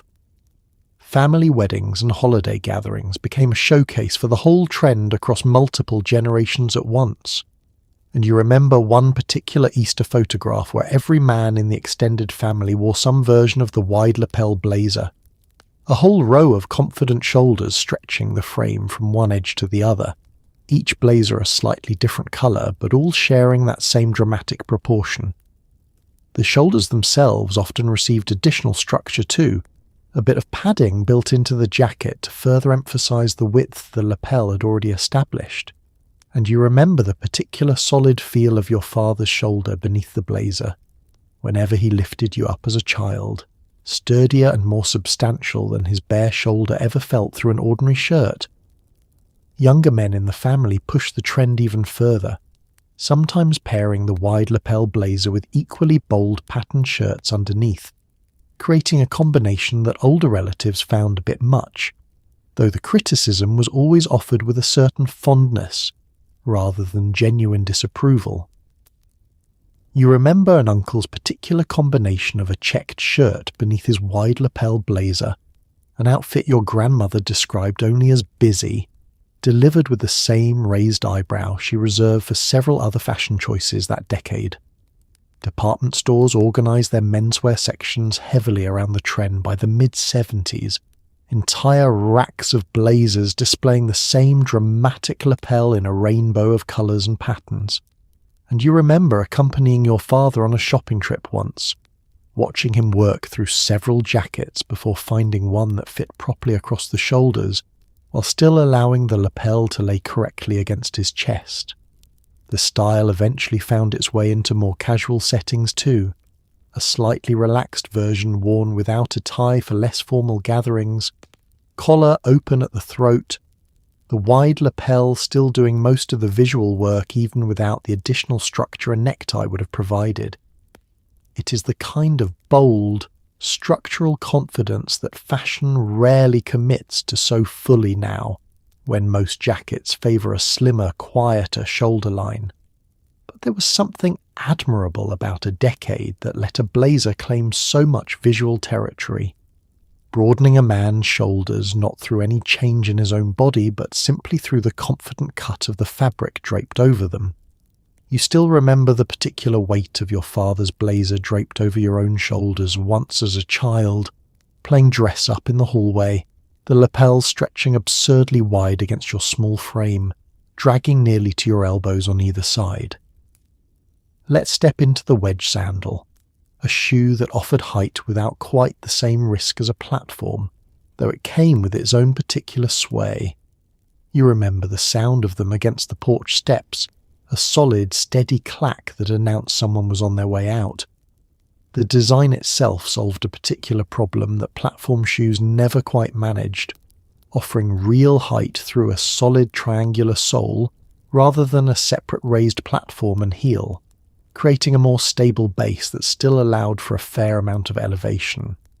You remember your mother explaining the difference once, insisting the wedge felt considerably steadier underfoot than the more dramatic platforms your older cousins favoured, though steadier remained a relative term given how tall some versions actually reached. The materials ranged widely, cork soles paired with simple leather straps for daytime wear, something more polished and refined for evening occasions. And you remember your mother's summer collection growing to include several pairs, each one suited to a slightly different purpose, from running errands downtown to attending a more formal dinner party in the evening.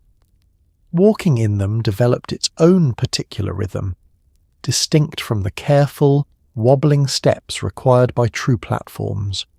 You remember your mother moving through the grocery store with reasonable confidence in hers, the solid wedge providing enough stability that she rarely needed to slow her pace significantly, though the added height did require some adjustment when navigating uneven sidewalks or stepping off an unexpectedly high curb.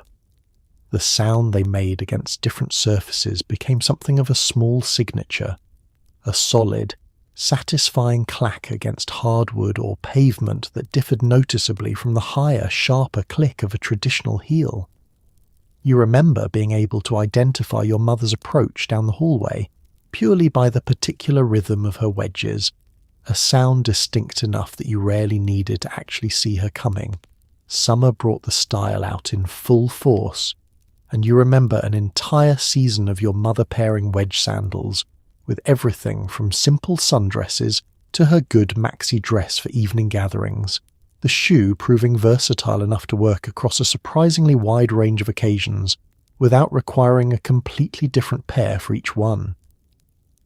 The straps themselves varied considerably in complexity, some simple and minimal, just a single band across the toe and another around the ankle, others considerably more elaborate, crisscrossing up the foot in a pattern that took real time to fasten correctly each morning. You remember watching your mother work through the buckles on her more complicated pair, patience required to get each strap positioned evenly before heading out the door. Comfort, at least compared to other footwear trends of the decade, seemed to be a genuine selling point, and you remember your mother commenting more than once on how much better her feet felt after a full day in wedges compared to the platforms her younger sister favoured.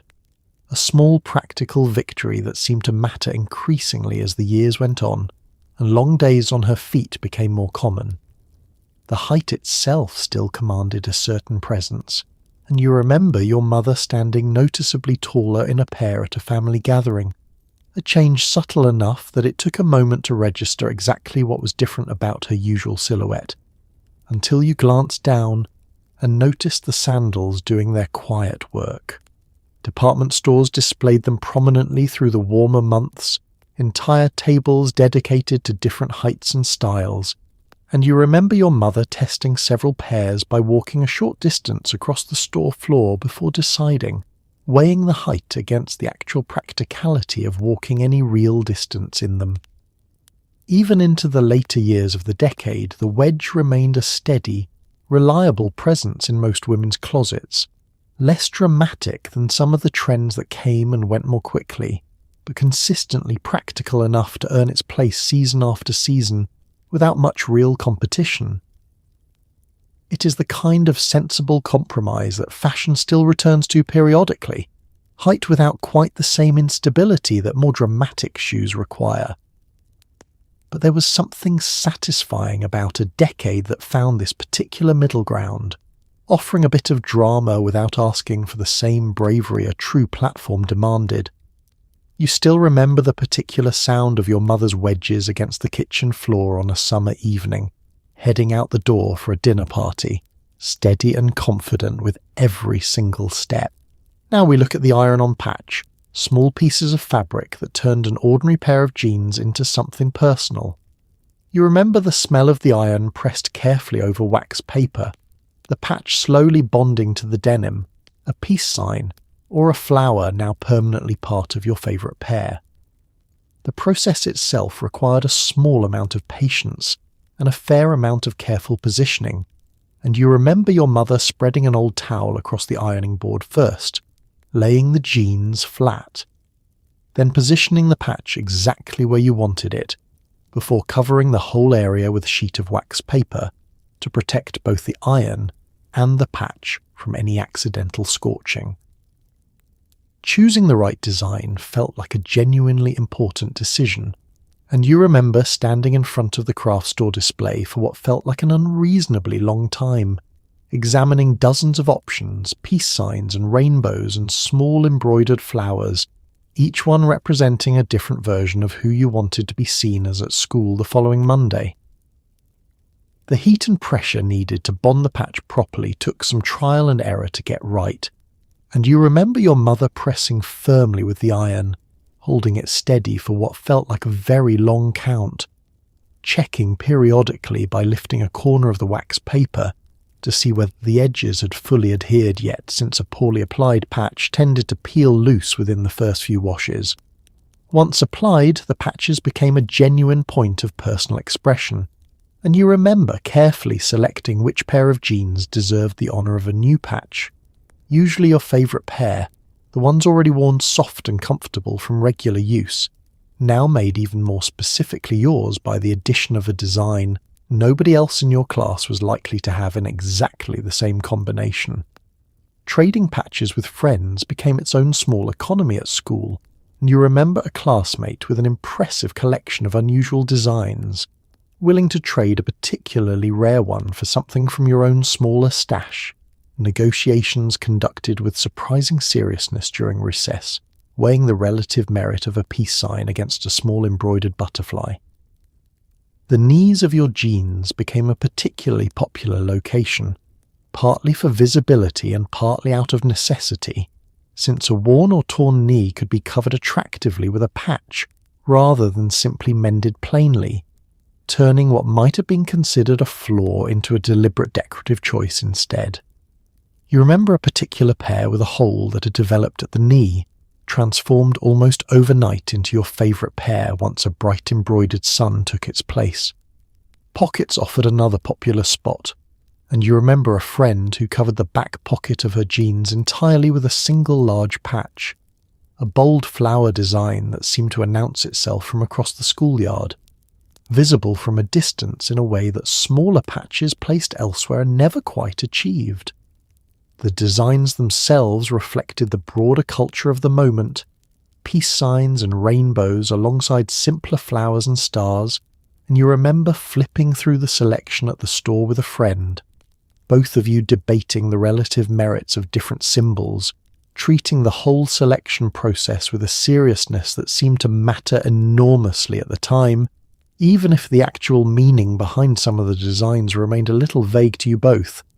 Washing jeans with patches applied required a small adjustment too, and you remember your mother turning them inside out before tossing them into the machine, a precaution meant to protect the patch from too much direct agitation, extending its life through as many washes as possible before the inevitable peeling eventually began. By the time a favourite pair of jeans had accumulated several different patches over the course of a year, they told a small, visible story of the person wearing them, each patch representing a particular phase or a particular friendship or a particular trade made at recess. A wearable record of an entire school year stitched and pressed permanently into the denim.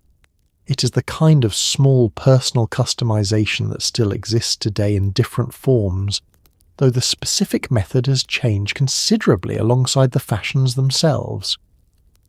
But there was something meaningful about a decade that let a child transform an ordinary pair of jeans into something entirely their own, with nothing more than an iron, a bit of wax paper, and a careful afternoon spent choosing exactly the right design.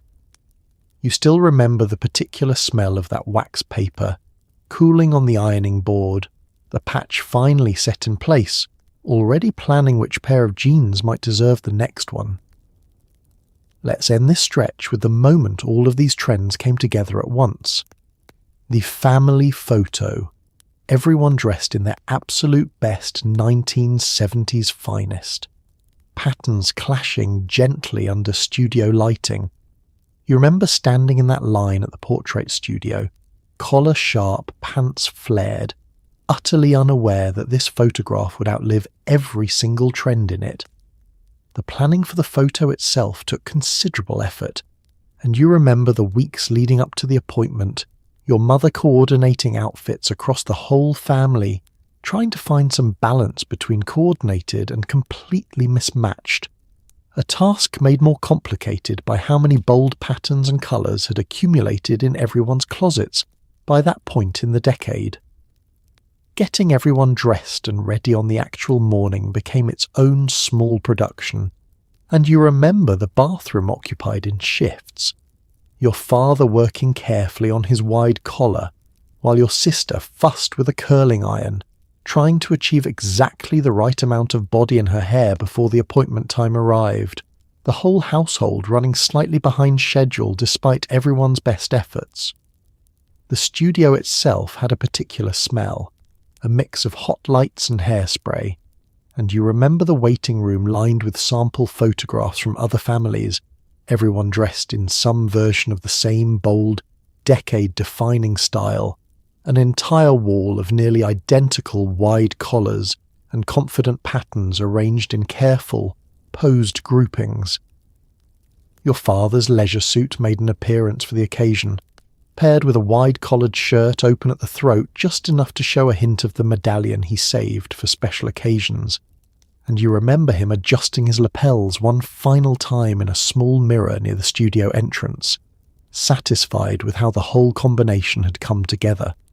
Your mother chose her good maxi dress, the deep blue one saved for dinner parties, and you remember her nervous energy in the waiting room, checking her reflection repeatedly in a compact mirror, smoothing down a stray section of hair, wanting everything to look exactly right for a photograph she already understood would be looked at for years afterward.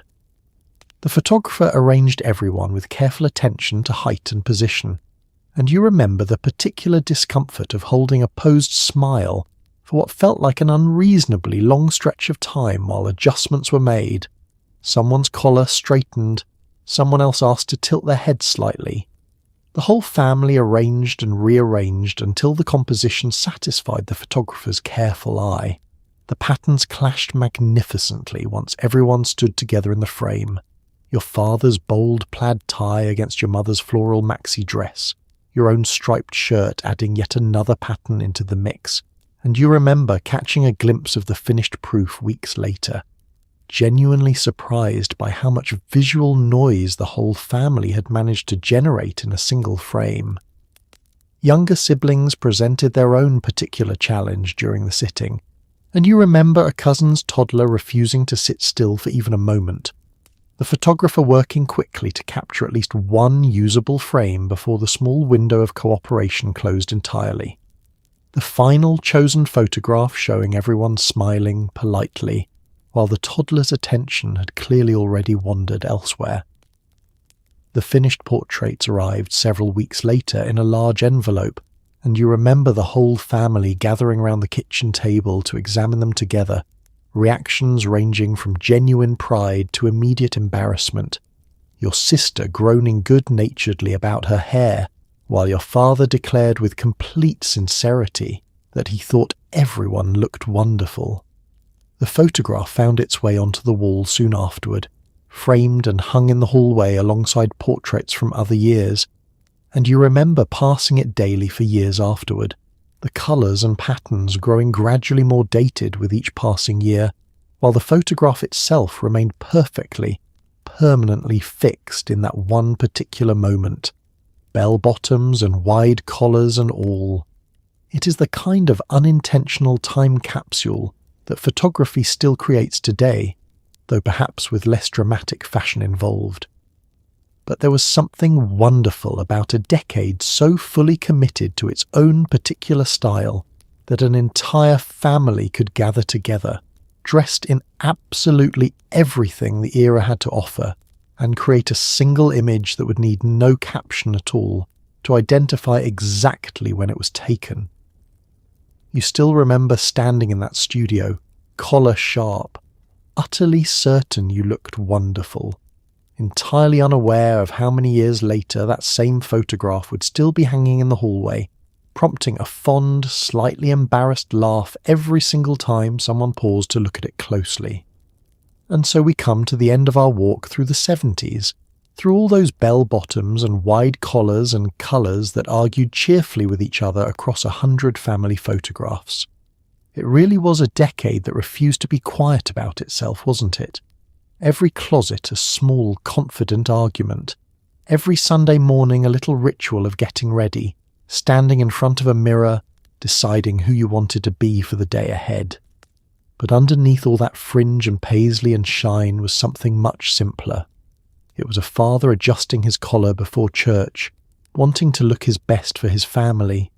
It was a mother ironing a stubborn hem late at night, humming quietly to herself.